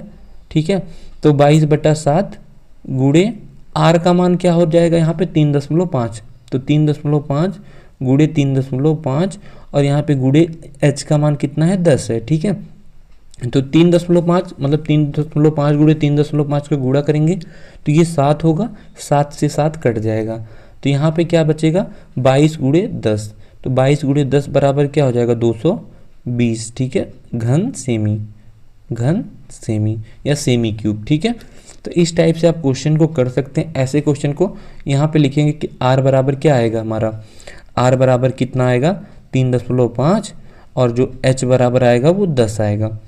और यहीं पे मैं कुछ चीज़ें और अब क्लियर करता हूँ आपको। मैंने इसके पहले आपको बताया था कि आयत को जब चौड़ाई के परितः घुमाया जाता है तो क्या होता है, जब चौड़ाई के परितः हम घुमाते थे तो आयत की जो चौड़ाई थी बेलन की ऊंचाई हो जाती थी, मतलब इसकी जो चौड़ाई थी वो क्या हो जाती थी, बेलन की ऊंचाई, मतलब इसकी जो ये बी था ये एल था, तो ये बी इक्वल टू क्या हो जाता था, एच की हो जाता था, और मतलब चौड़ाई जो ऊंचाई हो जाती थी, जो आयत की लंबाई होती थी एल क्या होती थी, वो त्रिज्या हो जाती थी। यही होती थी जब चौड़ाई के परितः हम घुमाते थे। ध्यान रखिएगा, जब हम आयत को चौड़ाई के परितः मोड़ते हैं जैसे तो क्या होता है, देखिए मान लो ये आयत है, ये हमारा सपोज करो ये, एक मिनट, ये सपोज करो आयत है। ठीक है, अब जब हम इसको चौड़ाई के परितः मोड़ेंगे, अगर आपसे प्रश्न में दे दिया कि मोड़ने पर, तो देखिए चौड़ाई की परितः जब हम इसको मोड़ेंगे, ये L हो गया और ये क्या हो गया, H, मतलब 7 हो गया, ठीक है। चौड़ाई की परिधि, देखिए चौड़ाई ये हमारा B है, सॉरी ये 7 क्यों लिख रहे हैं, ये B होगा ना, ये B है। तो जब हम चौड़ाई की परिधि मोड़ते हैं, तो चौड़ाई की परिधि मोड़ने का मतलब ना ये चीज़ें मुड़ेगी, ये ऐसा मुड़ेगा, ठीक है, ये कुछ इस टाइप का मुड़ेगा।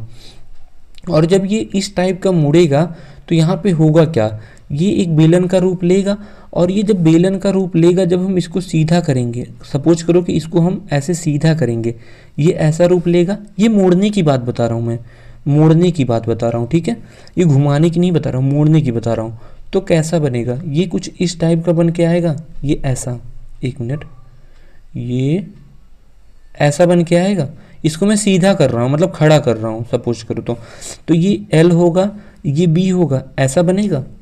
कहने का मतलब इस कंडीशन में जो हमारा जो देखो, अब क्या होगा, अब जो आयत की लंबाई होगी ना, वो बेलन की ऊंचाई होगी, और जो आयत की चौड़ाई होगी, ये एक परिधि का काम कर रहा है, देख रहे हो, ये परिधि का काम कर रहा है। तो यहाँ पे इस प्रश्न में हम लिखते हैं कि जो आयत की चौड़ाई होती है वो परिधि का काम करती है, मतलब 2πr का काम करती है। तो हम सॉल्व करते हैं 2πr इक्वल टू जो चौड़ाई होता है, वहाँ से हम वैल्यू निकाल के फिर चीज़ों में पुट करते हैं, ठीक है। ये आप ध्यान में रखिए, कभी भी जब आपसे प्रश्न में पूछे कि मोड़ने पे, तो आप परिधि लेंगे, लेकिन जब आपको घुमाने की बात करेगी तो आप डायरेक्टली बस ऊंचाई और लंबाई को बदल देंगे और क्वेश्चन को सॉल्व कर लेंगे। समझ रहे हैं ना, ठीक है। अब हम चलते हैं, अब हम देखो, यदि कागज को लंबाई को मोड़ा जाए तो बेलन की ऊंचाई कागज की चौड़ाई के बराबर होगी। जैसे कि आयत की लंबाई को मोड़ा जाए, जब जाने तो ज़्यादा कंफ्यूज हो जाओगे, ठीक है। तो ये चीज़ें समझ में आई, बाकी जब क्वेश्चन पड़ेगा तो मैं आपको समझा दूंगा। अब यहाँ पे देखो, ये क्वेश्चन का हो गया शायद ना, ठीक है। 10वें प्रश्न पे चलते हैं। तो देखिए जो 10वां प्रश्न क्या कर रखा है कि समीकरण को हल करना है। तो x² माइनस का 6x, सबसे पहले इसको एक घटते क्रम में लिख लो, इक्वल टू 0 के। तो अब यहाँ पे क्या होगा कि 9 का ऐसा फैक्टर करेंगे कि गुणा करने पे 9 आए और जोड़ने घटाने पे 6 आए। तो 3 त्रिका 9 और 3 3 6। तो x² माइनस का 3x और ये माइनस का 3x, क्योंकि अगर यहाँ पे प्लस कर देते तो ये कट जाता, माइनस माइनस 6x होगा, प्लस का 9 इक्वल टू कितने के होगा, 0 के। तो 2 2 का पेयर बना के कॉमन कर लेते हैं। तो जब कॉमन करेंगे तो x कॉमन करेंगे तो ये x माइनस का 3 आएगा, और ये माइनस का 3 कॉमन करेंगे तो ये x माइनस अंदर क्या है, प्लस है, तो क्या हो जाएगा, माइनस हो जाएगा, इक्वल टू किसके, 0 के, ठीक है। अब यहाँ पे ये दोनों सेम आ गए तो इसको एक ब्रैकेट में लिखते हैं। तो x माइनस 3 एक जगह पे, और ये इसको एक ब्रैकेट में, x माइनस 3 एक जगह पे। तो ये x माइनस 3 का क्या हो जाएगा, होल स्क्वायर आ जाएगा, ठीक है, इक्वल टू 0 के। तो ये हमारा क्या आ जाएगा, आंसर आ जाएगा। समझ में आ रही चीज़ें, या फिर इसको निकालेंगे तो x equal two plus minus का 3 आ जाएगा। यहाँ पे ऐसे हम चीज़ों को कर सकते हैं, तो आप बस चीज़ों पे ध्यान दीजिए, बाकी क्वेश्चन आप कर लेंगे। 11वें क्वेश्चन पे चलते हैं। तो देखिए 11वें क्वेश्चन फिर ट्रिग्नोमेट्री का आया। तो यहाँ पे देखो जो कॉट 45 अंश का मान होता है वो होता है 1, माइनस साइन 45 अंश का मान कितना होता है, साइन 45 अंश का जो मान होता है वो 1/2 होता है, स्क्वायर दिया तो स्क्वायर कर देते हैं।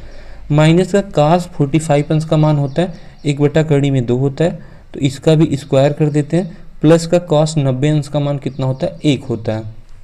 तो अब हल करते हैं, 1 माइनस 1/1 का स्क्वायर होता है 1 ही होता है, कड़ी में 2/2 का स्क्वायर होता है 1/2 आ जाएगा। फिर यहाँ से भी 1/2 आ जाएगा होल स्क्वायर करने पे, ये प्लस का 1 आ जाएगा, क्योंकि हम कड़ी में 2 गुणे कड़ी में 2 करते हैं तो आंसर कितना आता है, 2 आता है। कैसे आता है मैंने आपको बताया था। अब हम यहाँ पे क्या कर सकते हैं कि अब हम अगर इसको सॉल्व करना चाहें तो कैसे कर सकते हैं, ले लीजिए एक एलसीएम ले लीजिए। तो एलसीएम लेंगे तो कितना आ जाएगा, 2 आ गया। तो यहाँ पे 1 मान लो, यहाँ पे भी 1 मान लो, तो इसको हम अगर सॉल्व करेंगे यहाँ ऊपर सॉल्व कर देते हैं, तो ये 2 एलसीएम आ गया। तो 1 का भाग 2 में करेंगे तो 1 2 के 2 और 2 1 के 2 आ जाएगा। फिर ये माइनस 2 का भाग 2 में तो 1 आ जाएगा, 1 1 के 1 आ जाएगा। फिर यहाँ पे माइनस का फिर 1 आ जाएगा, और फिर 1 का भाग 2 में तो कितना आ जाएगा, 2 आ जाएगा, फिर 2 का गुणा 1 में तो कितना आ जाएगा, 2 आ जाएगा, प्लस का 2 आ जाएगा। ठीक है, तो यहाँ पे देखो कितना आ जाएगा, ये हमारा हो जाएगा -2 -1 -2 हो जाएगा, तो -2 +2 से कट जाएगा तो 2/2 बचेगा, और 2/2 कटेगा, कितना आएगा, 1 आएगा। तो आंसर कितना आ गया इसका, 1 आ गया। ठीक है, इस टाइप से आप क्वेश्चन को कर सकते हो, बस वैल्यू रखना था इसलिए मैंने तेज बताया। 2020 के प्रश्न पे चलते हैं। तो देखिए जो 2020 का प्रश्न है वो दे रखा है कि 2 सिक्कों को एक साथ उछाला जाता है तो दोनों सिक्कों पर एक साथ शीर्ष आने की संभावना ज्ञात कीजिए। तो देखिए अगर हम 2 सिक्के को उछालेंगे तो देखो क्या क्या स्थिति बनेगी, जो सैंपल स्पेस आएगा वो क्या क्या आएगा। अगर हम 2 सिक्के को उछालते हैं तो मैंने अभी आपको बताया कि जब हम कभी भी 2 सिक्के को उछालेंगे तो देखो 2 सिक्का उछालें तो टोटल प्रोबेबिलिटी 4 बनेगी। 4 को पहले हम 2-2 करेंगे, फिर 1-1 करेंगे। कहने का मतलब 2 बार हेड 2 बार टेल, तो लिखते हैं 2 बार हेड 2 बार हेड 2 बार टेल। ठीक है, अब यहाँ पे देखो 1 बार हेड 1 बार टेल, 1 बार हेड 1 बार टेल। ठीक है, तो ये 4 संभावनाएं बनी। अब ये प्रश्न में क्या कहा है कि दोनों सिक्कों पर एक साथ शीर्ष आने की। शीर्ष का मतलब होता है हेड और पुच्छ का मतलब होता है टेल, तो ये चीज़ें ध्यान में रखिए। तो यहाँ पे देखो एक साथ हेड आने की संभावनाएं कितनी है, 1 बार ही तो है। दोनों सिक्कों पर एक साथ हेड 1 बार ही तो आया है, और कितने में से आया है, टोटल जो सैंपल स्पेस है कितना है, 4 है। तो ये क्या हो जाएगा, जो हमारा आएगा एन ई, देखो अब हम डायरेक्टली इसको बता देते हैं। तो ये टोटल कितना आएगा हमारा, एस जो पी प्रोबेबिलिटी बन के आएगी वो कितनी आएगी, 1 कितने में से, 4 में से, तो कितना आ जाएगा 1/4। ठीक है, अगर यही पूछता कि टेल आने की संभावना है तो वो भी 1 ही है। अगर पूछता हेड टेल आने की संभावना तो वो 2 हो जाता, 2/4। ठीक है, तो वो भी आ जाता है 1/2। तो ऐसे हम क्वेश्चन को कर सकते हैं। तो आंसर कितना आ जाएगा, 1/2। अगले प्रश्न पे चलते हैं। तो देखिए क्वेश्चन नंबर 7 की बात करें तो एक लंबवृत्तीय बेलन के आधार का क्षेत्रफल 100 सेंटीमीटर स्क्वायर है। यदि बेलन की ऊंचाई 10 सेमी है तो बेलन का आयतन ज्ञात कीजिए। अब देखिए कॉन्सेप्ट तो बताना नहीं, बस डायरेक्ट क्वेश्चन बताना है। तो एक बेलन दे रखा है और इस बेलन का जो आधार का क्षेत्रफल कितना दे रखा है, 100 सेंटीमीटर स्क्वायर। ठीक है, यदि बेलन की ऊंचाई जो है, बेलन की ऊंचाई कितनी दे रखी है, 10 सेमी। तो पूछा है बेलन का आयतन। अब यहाँ से देखो जो क्षेत्रफल बराबर क्या होता है, क्षेत्रफल एक वृत्त के आकार का है, आप देख रहे हैं ना, ये क्षेत्रफल वृत्त के आकार का है। तो ये πr² इक्वल टू कितना है, आप लिख लीजिएगा अच्छे से। तो ये πr² इक्वल टू कितना हो जाएगा, 100 सेंटीमीटर स्क्वायर के। तो ये देखिए जब हम इसमें इसका निकालेंगे तो ये πr² equal to 100 centimetre square आ गया, और h इक्वल टू कितना दे रखा है, 10 सेमी के। ठीक है, तो हमें फार्मूला पता है, v इक्वल टू होता है πr² h, ये होता है आयतन का फार्मूला। तो आयतन इतना दे रखा है 100, तो इसकी जगह पे क्या रख देंगे, 100 गुणे 10, तो ये क्या आ जाएगा, 1000 घन सेमी। ठीक है, तो डायरेक्टली ऐसे सॉल्व कर सकते हैं। ठीक है, अगले प्रश्न पे चलते हैं। देखिए अगला प्रश्न क्या कर रखा है, अगले प्रश्न में दे रखा है कि समीकरण को हल करिए। तो इसको हम कैसे हल कर सकते हैं, x² प्लस का 7x प्लस का 10 बराबर 0 के। तो ऐसा फैक्टर करना है कि गुणा करने पे 10 आए, जोड़ने घटाने पे 7 आए। तो x² प्लस 5 दूना 10 और 5 2 7। ठीक है, अब मैं थोड़ा सा तेज बता रहा हूँ क्योंकि ये चीज़ें कई बार बता चुका हूँ। तो दोनों में से कॉमन लेता हूँ पेयर बना के, तो x कॉमन लूँगा तो x प्लस 5 बचेगा, प्लस का 2 कॉमन लूँगा तो x प्लस 5 बचेगा। ठीक है, इक्वल टू कितने के, 0 के। तो ये दोनों ब्रैकेट सेम है तो एक बार लिखते हैं। तो ये x प्लस 5 एक बार और दूसरे में x प्लस 2। तो यहाँ से अगर मान निकालना चाहेंगे तो x प्लस 5 इक्वल टू 0 या x इक्वल टू माइनस का 5, x प्लस 2 इक्वल टू 0 या x इक्वल टू माइनस का 2। तो 2 मान मिला x का, 1 माइनस 5 मिला, 1 माइनस 2 मिला। यही क्या हो गया, आपका आंसर हो गया। ठीक है, अब हम चलते हैं अगले प्रश्न पे। तो देखिए अगला प्रश्न क्या कर रखा है, अगला प्रश्न कह रखा है कि एक वृत्त है जिसकी त्रिज्या दूसरे वृत्त की त्रिज्या की 4 गुनी है। ठीक है, तो अगर एक वृत्त की त्रिज्या दूसरे वृत्त की त्रिज्या की 4 गुनी है, अगर हम माने कि पहला वृत्त जो है पहले वृत्त की जो त्रिज्या है वो r है, ठीक है। तो दूसरे वृत्त की त्रिज्या कितनी है, 4r है, ठीक है। अब ये बोला है कि एक वृत्त की त्रिज्या दूसरे वृत्त की त्रिज्या की 4 गुनी है, तो मैंने कर दिया। दोनों वृत्तों के क्षेत्रफल का अनुपात, तो देखिए वृत्त के क्षेत्रफल का जो अनुपात होता है वो क्या होता है, पाई आर स्क्वायर, और दो वृत्त हैं तो ये भी क्या हो जाएगा, पाई आर स्क्वायर, ठीक है। अब ये बोला है देखिए पाई आर स्क्वायर, ये तो सेम रहेगा।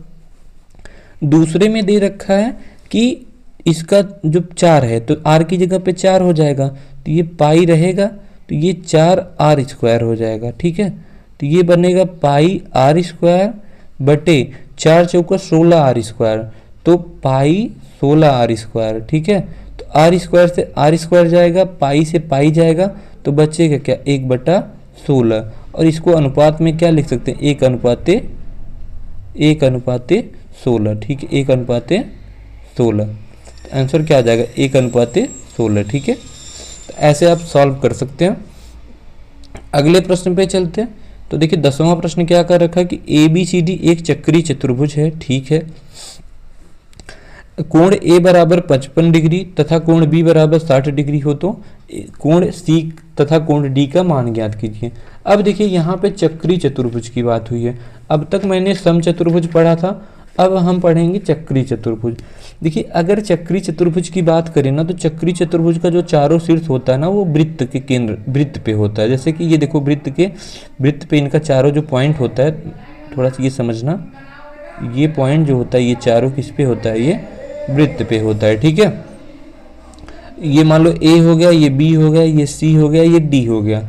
ऐसा चतुर्भुज जिसका चारों शीर्ष एक वृत्त पर स्थित हो, वो तथा आमने सामने का जो एंगल है वो क्या हो, बराबर हो, उसको हम क्या कहते हैं, चक्रीय चतुर्भुज।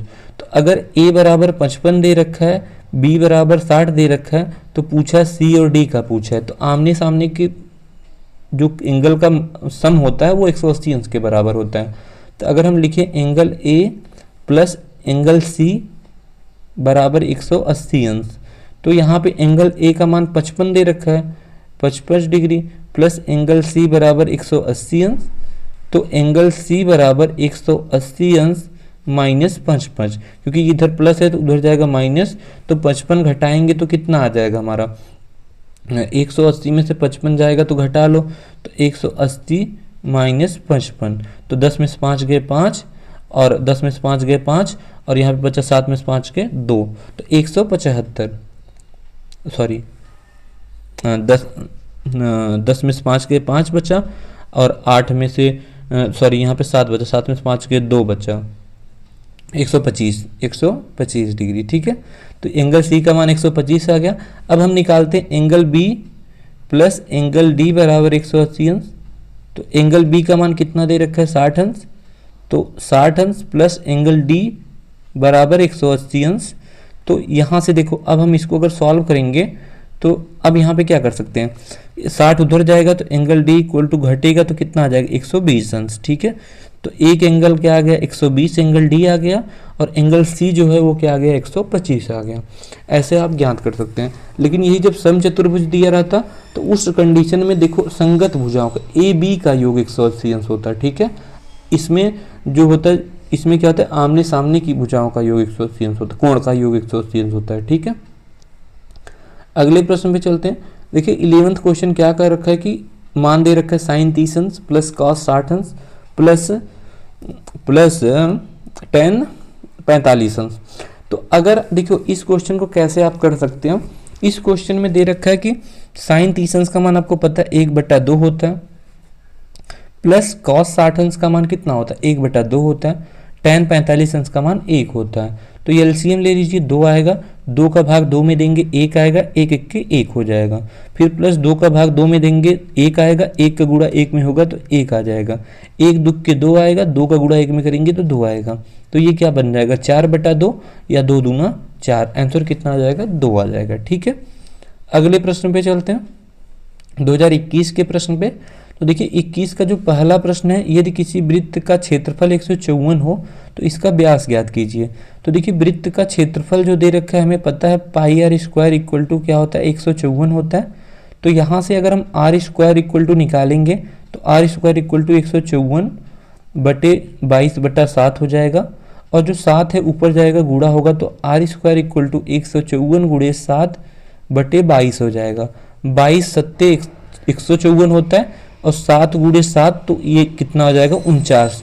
तो आर स्क्वायर इक्वल टू आ जाएगा 49, या आर इक्वल टू इसका वर्गमूल कितना आ जाएगा 7 आ जाएगा। जब r का मान 7 आ गया, पूछा व्यास है, तो हमें पता है कि जो व्यास होता है व्यास को d से दर्शाते हैं, d r × 2 होता है, त्रिज्या का दूना होता है, तो d इक्वल टू 7 × 2 यानी कि 14।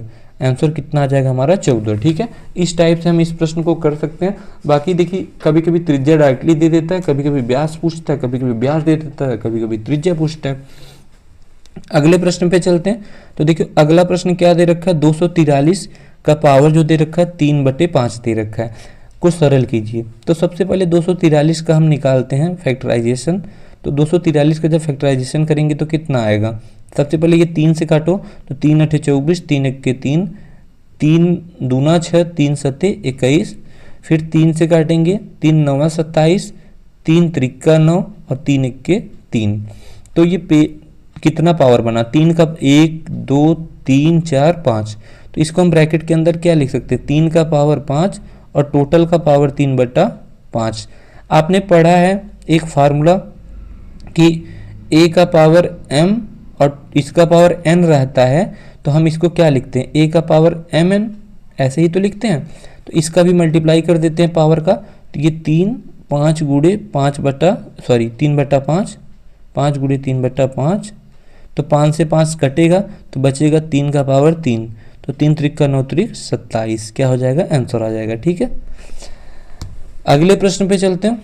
देखिए अगला प्रश्न क्या कर रखा है कि x स्क्वायर, देखिए अगला प्रश्न कर रखा है कि x square minus 14x, x square minus 14x plus का 49 इक्वल टू 0, समीकरण को हल कीजिए। ठीक है, तो अगर हम इसको हल करेंगे तो कैसे कर सकते हैं, 7 7 49, 7 7 14, तो ये हो जाएगा x स्क्वायर माइनस का 7x प्लस का 49, ठीक है, इक्वल टू 0 के। ये दो दो पे का पेयर मन में बनाते हैं, तो ये क्या आ जाएगा, x कॉमन ले लेंगे तो x माइनस का 7 आ जाएगा, माइनस का 7 कॉमन ले लेंगे तो x माइनस का 7 आ जाएगा, इक्वल टू 0 के। तो ये ब्रैकेट सेम है तो इसको एक बार लिखते हैं, तो ये x माइनस का 7 आ जाएगा, ये x माइनस का 7 आ जाएगा, तो इसको लिखेंगे तो x माइनस 7 का होल स्क्वायर आ जाएगा, यही क्या हो जाएगा हमारा आंसर हो जाएगा। ठीक है, अगले प्रश्न पे चलते हैं। तो देखो अगला प्रश्न घनमूल बोला है, घनमूल किसका निकालना है हमें, घनमूल सबसे पहले लिखते हैं 15.625 का। तो इसको सबसे पहले जब भी आपको दशमलव का घनमूल दे और आपको निकालना हो तो सबसे पहले इसको फ्रैक्शन के रूप में लिख लीजिए। तो जब हम फ्रैक्शन के रूप में इसको लिखेंगे तो कैसे ले सकते हैं, देखिए 3 अंक पे दशमलव है, 1 अंक 2 अंक 3 अंक पे है, तो नीचे 3 जीरो बढ़ा दीजिए। ठीक है, 625 दशमलव को हटा के 1 लिख के 3 जीरो, जितने अंक पे दशमलव है, दशमलव को देखो इस साइड से काउंट करते हैं, तो जितने अंक पे दशमलव है उतना जीरो नीचे बढ़ा दीजिए। अब हम 15 और 625 का क्या करेंगे, गुणनखंड निकालेंगे। ठीक है, तो जब हम इसका गुणनखंड निकालेंगे तो क्या आएगा देखते हैं, तो 15 6 2 5। ठीक है, तो यहाँ पे देखो सबसे पहले हम इसको 5 से काटते हैं, तो ये 5 यहीं 15 आ जाएगा और बचेगा क्या, ये देखो 15 है और क्या है 6 2 5 है। ठीक है, तो 5 यहीं 15 और यहाँ पे बचेगा 5 1 5, 5 दूना 10, 5 5 25। ठीक है, फिर 5 से काटेंगे तो 5 6 30 बचा 1, 5 दूना 10, 5 5 25, 5 से कटेगा 5 1 5, 5 दूना 10, 5 5 25, 5 से कटेगा 5 दूना 10, 5 5 25, 5 से कटेगा 5 5 25 और 5 1 5। तो यहाँ पे कितने का एक पेयर बना, 2 पेयर बना, कहने का मतलब इसका कितना घनमूल आ गया, 25 आ गया। ठीक है, घनमूल कितना आ गया, 25 आ गया। और जब हम इसका निकालेंगे 1000 का, तो 1000 का कितना आ जाएगा, 10 आ जाएगा, 1000 का 10 आ जाएगा। ठीक है, तो यहाँ पे जब हम डिवाइड करेंगे तो क्या आ जाएगा, 2.5, यही क्या हो जाएगा हमारा आंसर हो जाएगा। इस टाइप से आप क्वेश्चन को कर सकते हैं। चलते हैं अगले प्रश्न पे। तो देखिए अगला प्रश्न क्या कर रखा है कि 1 - tan² 45 अंश। तो देखिए यहाँ पे 1 और ये 45 अंश का मान होता है 1, और यहाँ पे 1 फिर प्लस 45 अंश का मान होता है 1, तो 1 में से 1 जाएगा 0 बचेगा, नीचे 2 बचेगा। कभी भी 0 में 2 भागे 0 होगा तो ये क्या आ जाएगा आंसर, हमेशा 0 आता है। ठीक है, नीचे जब 0 होता है तो ये अनडिफाइंड हो जाता। अगले प्रश्न पे चलते हैं। अब हम बात करते हैं क्वेश्चन नंबर 11 की। तो देखिए 11th क्वेश्चन क्या कर रखा है कि वह छोटी से छोटी संख्या ज्ञात कीजिए जिससे 60 75 में गुणा करने पर गुणनफल पूर्ण वर्ग हो। तो देखिए गुणनफल की गुणा करके अगर पूर्ण वर्ग बनाना होता है तो मैंने बताया था कि आप उस चीज़ को गुणनखंड विधि से करेंगे। जब आपको जोड़ या घटाना के से पूर्ण वर्ग बनाना हो तो उस कंडीशन में आप भाग विधि से करेंगे। ठीक है, तो ये गुणा करके बोला है तो हम गुणनखंड विधि से करते हैं। तो यहाँ पे देखो इसका हम जब गुणनखंड निकालेंगे तो ये 3 से कटेगा, 3 दूना 6, 0 उतारेंगे, 3 दूना 6, 3 बचे 15, 3 से फिर काटेंगे, 3 6 18, अब यहाँ पे बचा 2, 3 7 21 और 3 बचे 15। ठीक है, फिर 3 से काटेंगे, 3 दूना 6 और फिर यहाँ पे 3 दूना 6 और 3 बचे 15, फिर यहाँ पे 3 से काटेंगे तो 3 7 21 आएगा और 3 बचे 15, 75 आ गया। अब देखिए 75 को जब हम काटेंगे तो ये देखो 5 से कटेगा, तो यहाँ देखो ये तो 5 से कट जाएगा ना, 3 से कट जाएगा, 3 ही से कटो अभी, तो 3 दूना 6 और बचा 2, तो 2 बचा, तो 3 बचे 15।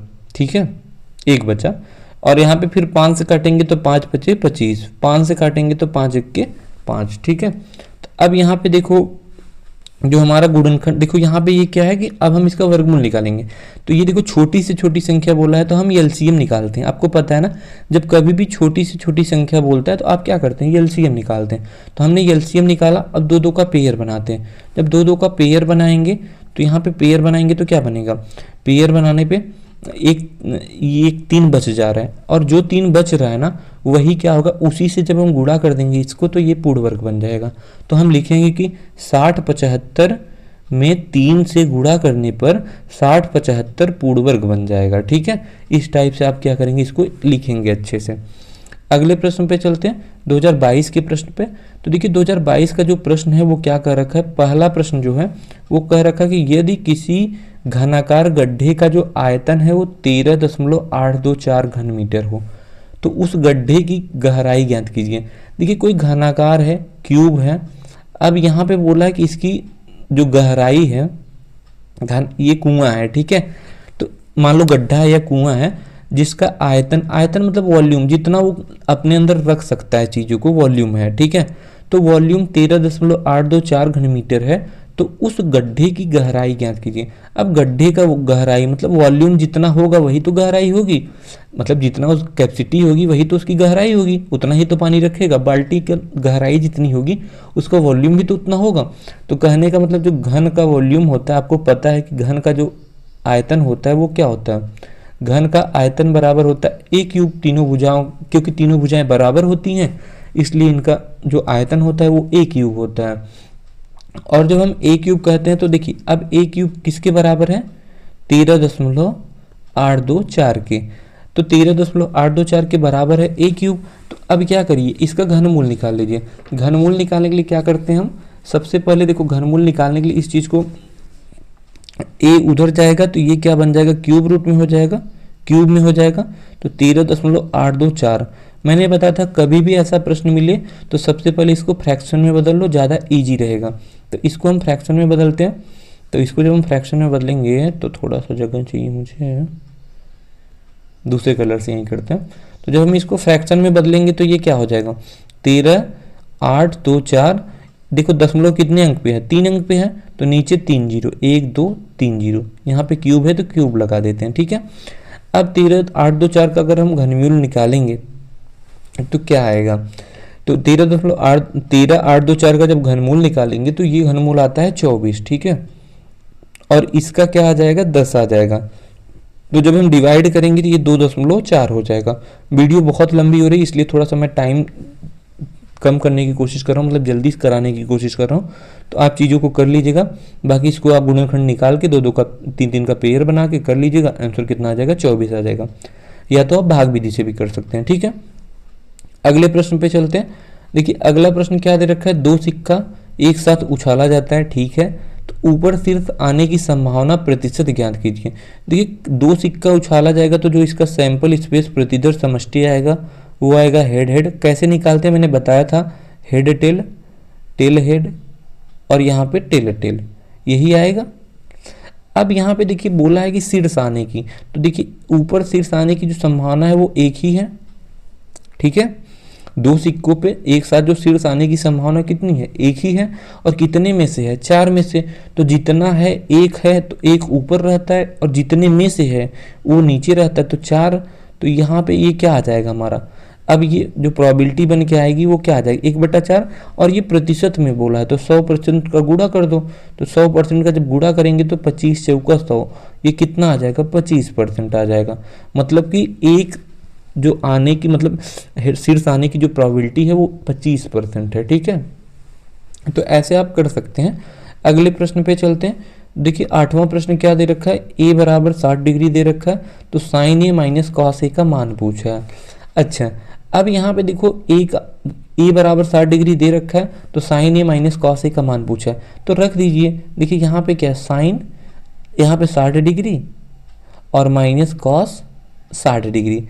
अब अगर मैं आपसे पूछूं कि साइन 60 अंश का मान कितना होता है और आप देखो और कॉस 60 अंश का मान कितना होता है, तो आपको देखो अभी तक आपने अगर नहीं याद किया है ना तो प्लीज़ याद कर लीजिए, क्योंकि देखिए अगर आपको वो चीज़ें याद नहीं होंगी तो बहुत दिक्कत करने वाली हैं।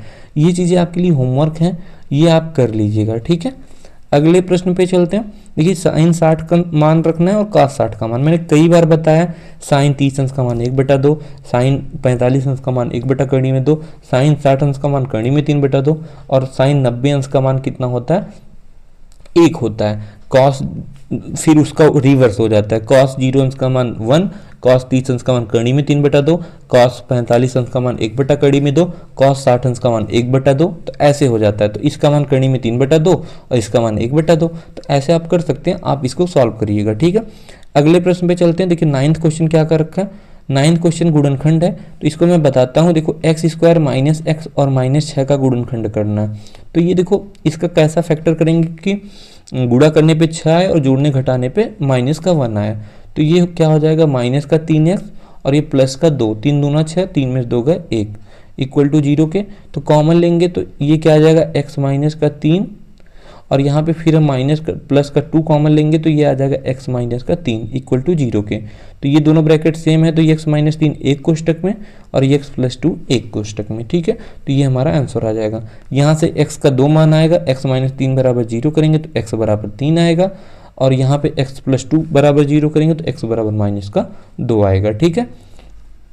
अगले प्रश्न पे चलते हैं। तो देखिए 10वां प्रश्न क्या कर रखा है कि एक आयताकार सीट का क्षेत्रफल 480 वर्ग सेंटीमीटर है, ठीक है। एक आयताकार सीट है, आयताकार सीट पता है, ये आयताकार सीट है जिसका जो क्षेत्रफल है वो 480 है, ठीक है। अगर इसका क्षेत्रफल जो है, मतलब इसका जो क्षेत्रफल है वो 480 है। अब इसकी चौड़ाई 12 दे रखा है और तो सीट का परिमाप पैरामीटर ज्ञात करना, पेरीमीटर, ठीक है। तो देखो क्षेत्रफल बराबर क्या होता है, हमें पता है कि a बराबर होता है L इंटू बी, यही तो होता है। आयत का क्षेत्रफल बराबर लंबाई गुणे चौड़ाई, तो क्षेत्रफल 480 दे रखा है और बराबर L और b का मान कितना दे रखा है 12, क्योंकि हमें देखो परिमाप होता है 2L प्लस b होता है, 2 गुणे लंबाई धन चौड़ाई, तो इसलिए हमें देखो लंबाई चौड़ाई दोनों का मान पता होना चाहिए, इसलिए हम लंबाई का मान निकाल रहे हैं। तो यल बराबर क्या हो जाएगा 480/12, क्योंकि उधर गुणा में है इधर भाग में आएगा, 12 चौक 48 तो आ जाएगा 40। तो हमारा जो एल का मान आएगा वो आ जाएगा 40। हमें निकालना परिमाप है, तो परिमाप का फार्मूला हमें पता है 2 गुणे लंबाई धन चौड़ाई, तो जो p इक्वल टू आ जाएगा 2। अब देखो यहाँ पे हम कलर चेंज करते हैं, तो 2 इंटू लंबाई का मान कितना है हमारा 40 और चौड़ाई का मान कितना है 12, तो 40 धन 12, ठीक है। तो यहाँ पे हम सॉल्व करेंगे तो p इक्वल टू 2, 40 10 50 2 52, 2 गुणे 52 या p इक्वल टू आ जाएगा 2 दूना 4 5 दूना 10, तो 104 सेमी, ठीक है। तो ये क्या हो जाएगा हमारा आंसर हो जाएगा। समझ में आ रहा है ना चीज़ें। अगले प्रश्न पे चलते हैं। देखिए 11वां प्रश्न की बात करें तो ये कह रखा कि एक वृत्त की जो परिधि है। अब देखिए वृत्त के परिधि की बात करें तो हमें पता है कि जो वृत्त का परिधि होता है, सर्कमफ्रेंसेस होता है, वो होता है 2πr। ठीक है, मतलब जैसे ये अगर एक तार है, इसको मोड़ के एक वृत्त बनाया जाता है, तो ये वृत्त की, ये तार की जो लंबाई है, मतलब ये जो लेंथ होता है, यही वृत्त की परिधि होती है। तो वही है कि जो वृत्त का ये टोटल लंबाई होता है ना, वही वृत्त की क्या होती है, परिधि होती है। तो परिधि बराबर हमें पता है 2πr और इक्वल टू कितना दे रखा है, 22 दे रखा है। तो पूछा है वृत्त की त्रिज्या। ठीक है, तो यहाँ पे πr इक्वल टू क्या हो जाएगा, 22/2 यानी कि 11 आ जाएगा। और यहाँ पे फिर हम r इक्वल टू, इधर पाई उधर जाएगा तो 11 भागे में होगा, भागे में पाई होगा, और पाई का मान कितना होता है, 22/7 होता है। तो 22/7 जब रखेंगे 11/22/7, तो 7 ऊपर जाएगा, गुणा में होगा, तो 11 × 7 भागे 22। तो यहाँ पे आएगा 11 दूना 22, तो 2 का भाग 7 में देंगे तो 3.5 सेमी। ये क्या आ जाएगा, आंसर आ जाएगा। ठीक है, 3.5 सेमी। तो इस टाइप से आप क्वेश्चन को कर सकते हैं। अब हम चलते हैं 2023 के क्वेश्चन पे। थोड़ा मैं तेज इसलिए करा रहा हूँ क्योंकि देखो बहुत ज़्यादा टाइम लग जाएगा, तो आपके लिए भी चीज़ें समझना थोड़ा सा दिक्कत हो जाएगा, इसलिए मैं तेज़ी बता रहा हूँ। तो देखो यहाँ पे दे रखा है ये 243 दे रखा है, ये 3/5। तो अभी मैंने जस्ट इसको, आपका किसी ईयर में क्वेश्चन था ये, तो ये 3 का घात 5 हो जाएगा, और यहाँ पे टोटल का घात 3/5 हो जाएगा। 5 से 5 कट जाएगा, क्योंकि हमें पता है a का पावर m और टोटल का पावर n रहता है, तो इसको हम लिखते हैं a का पावर mn, पावर का मल्टीप्लाई हो जाता है।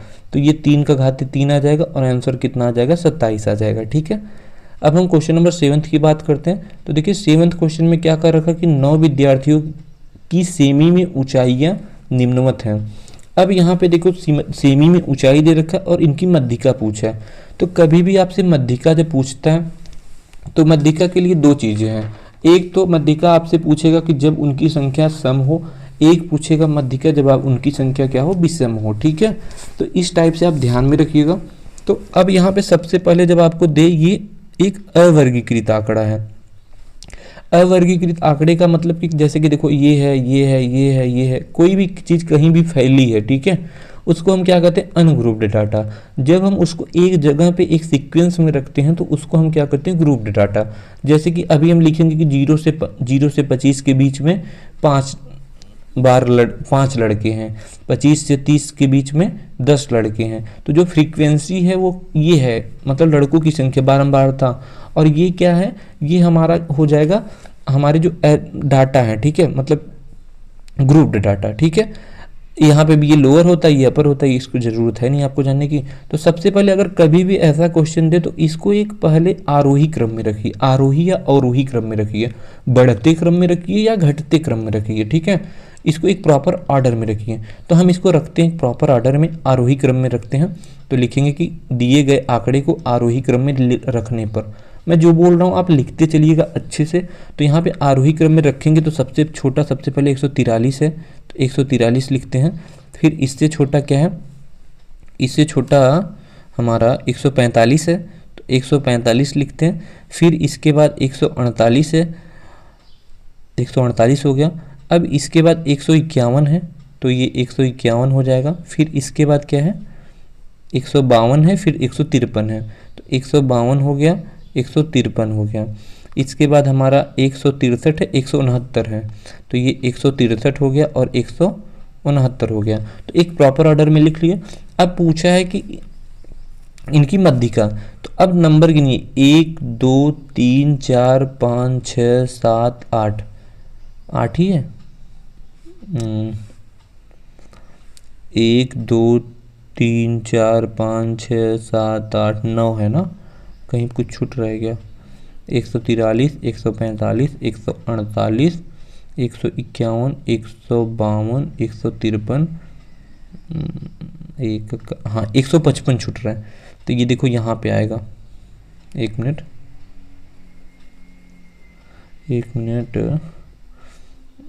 ये आएगा सबसे पहले 155, फिर आएगा 163, फिर 169। ठीक है, अब देखो n बराबर क्या आ गया, 9 आ गया, जो कि एक विषम संख्या है। जब कभी भी आपको विषम संख्या मिल जाए तो आपका फार्मूला होता है n/2/2। पद, यहाँ पे लिखेंगे 2वां पद, ठीक है। तो यहाँ पे देखो अब हम करेंगे n का मान कितना है। अब देखो सिंपल से n बराबर 9 है तो लिखेंगे 9 प्लस इधर लिखते हैं थोड़ा सा साफ में, 9 प्लस 1/2 वहाँ पद, ये लिखना जरूरी है, ठीक है। तो 9/2 जब लिखेंगे तो ये 10/2 और ये क्या हो जाएगा 5, तो क्या आ जाएगा 5वां पद, 5वां पद।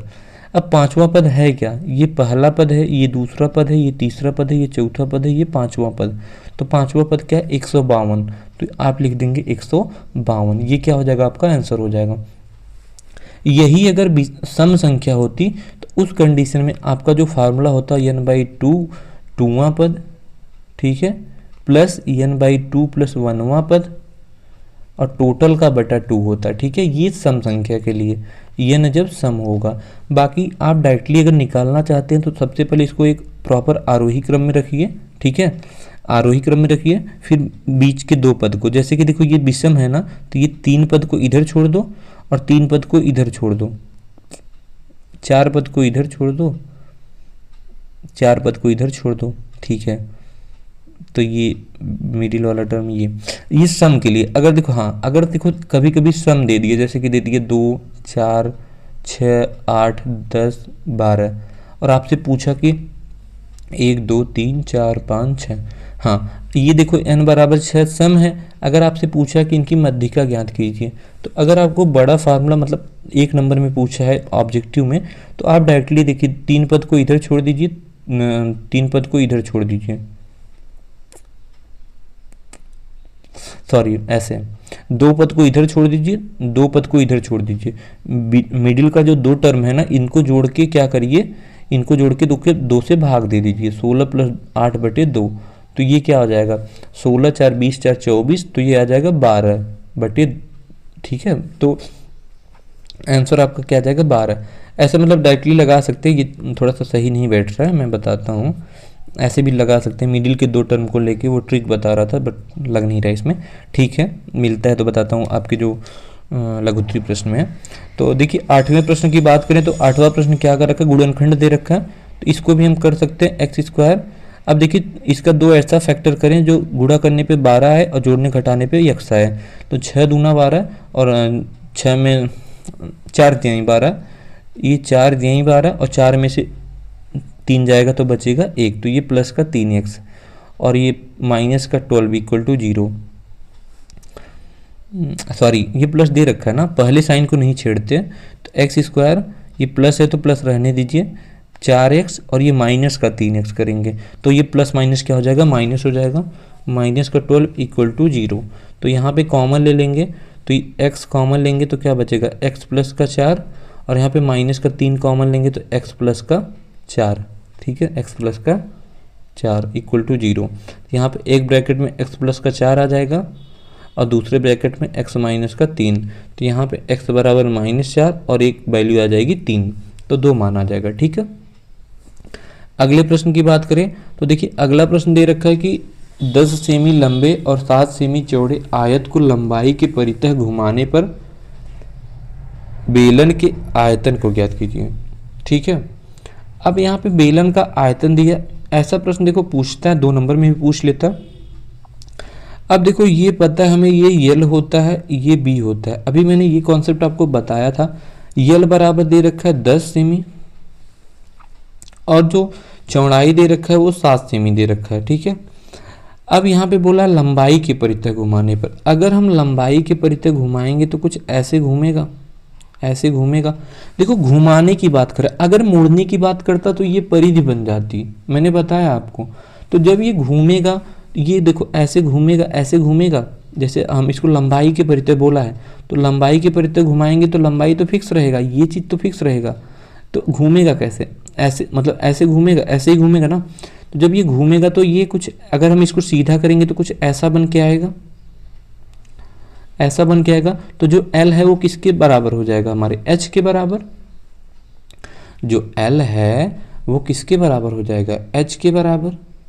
तो L बराबर H और जो हमारा B है वो किसके बराबर हो जाएगा, R के बराबर।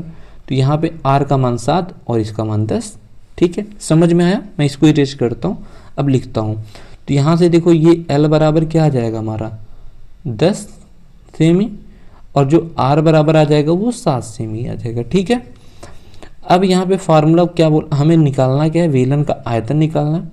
तो बेलन का आयतन पता है पाई आर स्क्वायर होता है, पाई आर स्क्वायर एच होता है। तो जो V इक्वल टू होता है पाई का मान 22/7 गुड़े R का मान कितना दे रखा है 7 × 7 गुड़े H का मान 10। ठीक है, तो ये 7 से 7 कटेगा, ये 7 दहा में 70 आएगा, तो वॉल्यूम इक्वल टू 22 × 70। ठीक है, 22 × 70। तो जब हम मल्टीप्लाई करेंगे तो 22 का मल्टीप्लाई 22 में करेंगे 0 आ जाएगा, 22 × 7 करेंगे तो क्या आएगा 22 × 7, 7 दूना 14 का 4 बचा 1, 7 दूना 14 1 15, तो 154। ठीक है, तो वॉल्यूम इतना आ जाएगा घन सेमी या सेमी क्यूब। ठीक है, ये क्या आ गया, आंसर आ गया। समझ में आया? देखो कभी भी जब लंबाई के परितः घुमाए ना, तो लंबाई के परितः घुमाएंगे तो ये कुछ इस टाइप से घूमेगा ना, ऐसे। तो चौड़ाई को मैंने बताया था आपको, ये चीज़ें बहुत बहुत ही ज़रूरी है, इसलिए चीज़ों को बहुत ध्यान से चलिएगा और लिख लीजिएगा। मैंने जो चीज़ें बताया इसके पहले आप उसको लिख लीजिएगा, क्योंकि टाइम ज़्यादा लगेगा इसलिए मैं एक्सप्लेन नहीं कर रहा हूँ, लेकिन ये चीज़ें आप ध्यान में रखिएगा। जब हम लंबाई के परितः घुमाते हैं तो जो लंबाई होता है वह ऊंचाई बन जाता है। ठीक है, और जो चौड़ाई होता है वो त्रिज्या बन जाता है। समझ में आ रहा है ना? ठीक है, अब हम चलते हैं अगले प्रश्न में। लेकिन जब ये मोड़ने की बात करता तो ये 2πr हो जाता। ठीक है, 2πr इक्वल टू चौड़ाई हो जाता। 10वें प्रश्न की बात करें तो 10वां प्रश्न क्या करके कॉसेक स्क्वायर 30 डिग्री। तो देखिए कॉसेक स्क्वायर 30 डिग्री और यहाँ पे साइन 45 डिग्री। तो कॉसेक 30 डिग्री का मान कितना होता है? अगर मैं पूछूं कॉसेक जो साइन 30 डिग्री का मान कितना होता है, 1/2 होता है, आपको पता है। तो कॉसेक क्या होता है, साइन का जस्ट उल्टा होता है, कॉसेक साइन का उल्टा होता है। तो यहाँ पे इसका मान कितना आ जाएगा हमारा 2 आ जाएगा, उल्टा करने पे कितना आ जाएगा 2। तो ये 2 का स्क्वायर बन जाएगा, मल्टीप्लाई किसके, देखो साइन 45 का मान होता है 1/2 और फिर इसके बाद देखो क्या बचा है, माइनस दिया, माइनस लगा दिए। साइन 60 अंश का मान, साइन 60 अंश का मान जो होता है वो कड़ी में 3/2 होता है। ठीक है, सॉरी सेक दे रखा है ना, सेक दिया। तो जो सेक 60 का मान होता है ये कॉस 60 का उल्टा होता है। तो कॉस 60 का मान कितना होता है, कॉस 60 का मान होता है, कॉस 60 का मान कितना होता है 1/2। तो ये 1/2 का उल्टा 2, तो ये 2 का स्क्वायर। ठीक है, तो हम इसको सॉल्व करेंगे तो ये 4/2 माइनस का 4, यही आया। अब हम अगर इसको सॉल्व करना चाहें तो कैसे कर सकते हैं, इसको क्रॉस मल्टीप्लाई कर दो। तो क्रॉस मल्टीप्लाई 1 का गुणा 1 में तो 4 आएगा, कड़ी में 2 का गुणा 4 में तो ये माइनस का 4 कड़ी में 2 आ जाएगा। टोटल का बटा कितना, कड़ी में 2 का गुणा कड़ी 1 में तो कड़ी में 2 आ जाएगा। तो यहाँ से हम 4 कॉमन ले सकते हैं, तो बचेगा क्या 1 माइनस यहाँ पे क्या बचेगा कड़ी में 2, और टोटल का बटा कितना आ गया कड़ी में 2। तो यही क्या हो गया हमारा आंसर हो गया। ठीक है, समझ में आया? अगले प्रश्न पे चलते हैं। देखिए अगले प्रश्न की बात करें तो अगला प्रश्न क्या कर रखा कि 2 पासा दिया है। ठीक है, 2 पासा एक साथ फेंकते हैं तो अंकों का योग 4 आने की संभावना। देखिए 2 पासा है, एक पासा P1 है, पासा का 6 पॉसिबिलिटी होती हैं, आपको पता है। कोई पासा अगर फेंकेंगे तो 6 संभावनाएं बन सकती हैं। एक पासा P2 है। ठीक है, अगर हम इसको फेंकते हैं तो ये बोला है कि इन जो दो मतलब कि एक साथ फेंकने पर अंकों का योग 4 आए, तो मतलब दोनों पासे पे 4 आए जोड़ने पे अंकों का योग। तो कब कब आ सकता है, या तो दोनों पे 2-2 आए तब आ सकता है, या तो 3-1 आए या 1-3 आए, यही तो आ सकता है। इसके अलावा तो कोई पॉसिबिलिटी नहीं बन रही है। तो जो संभावना बन रहा है वो क्या क्या बन रहा है, एक तो हमारा 2 और 2 आने पे बन सकता है, 1 और 3 आने पे बन सकता है, 3 और 1 आने पे बन सकता है। यही 3 संभावना बन रही है। कितने में से बन रहा है, टोटल 36 पॉसिबिलिटी बनती हैं। 2 पासा फेंकते हैं तो कितनी पॉसिबिलिटी बनती है, 36 पॉसिबिलिटी बनती है। तो कितनी संभावना बनी, 3। तो देखो 3 बन रहा है कितने में, 36 में। तो ये क्या बन जाएगा हमारा 3/36। तो ये क्या आ जाएगा 1/12। ठीक है, आंसर क्या आ जाएगा 1/12। समझ में आ रहा है? देखो 2 पासा को जब हम फेंकते हैं ना तो 36 पॉसिबिलिटी बनती है, ऐसे बनती है 1-1, 1-2, 1-3, 1 4 1 5 1 6। ऐसे 2 के साथ 2 1 2 2 2 3 2 2 4 2 5 2 6। ऐसे 3 के साथ 3 1 3 3 3 2 3 5 3 3 3 4 3 5 3 6। ऐसे 4 4 4 1 4 2 5 1 5 2 5 3 6 1 6 2 6 3 6 6। ठीक है, ऐसे 36 पॉसिबिलिटी बनती हैं। जब हम 2 पासे को फेंकते हैं, या तो आप 6 का पावर n करके भी निकाल सकते हैं। एक पासा को फेंकते हैं तो 6 पॉसिबिलिटी, 2 पासा को फेंकते हैं तो 36 पॉसिबिलिटी, 3 पासा को फेंकते हैं तो 6 गुणे 6 गुणे 6 पॉसिबिलिटी। ठीक है, ऐसे आप निकाल सकते हैं पॉसिबिलिटी भी पासे की, जैसे आप सिक्के की निकालते हैं। बाकी अभी भी हमें नहीं लगता कि किसी को कोई समस्या होगी। तो मिलते हैं नेक्स्ट वीडियो में, तब तक के लिए tata bye bye, take care, thanks for watching.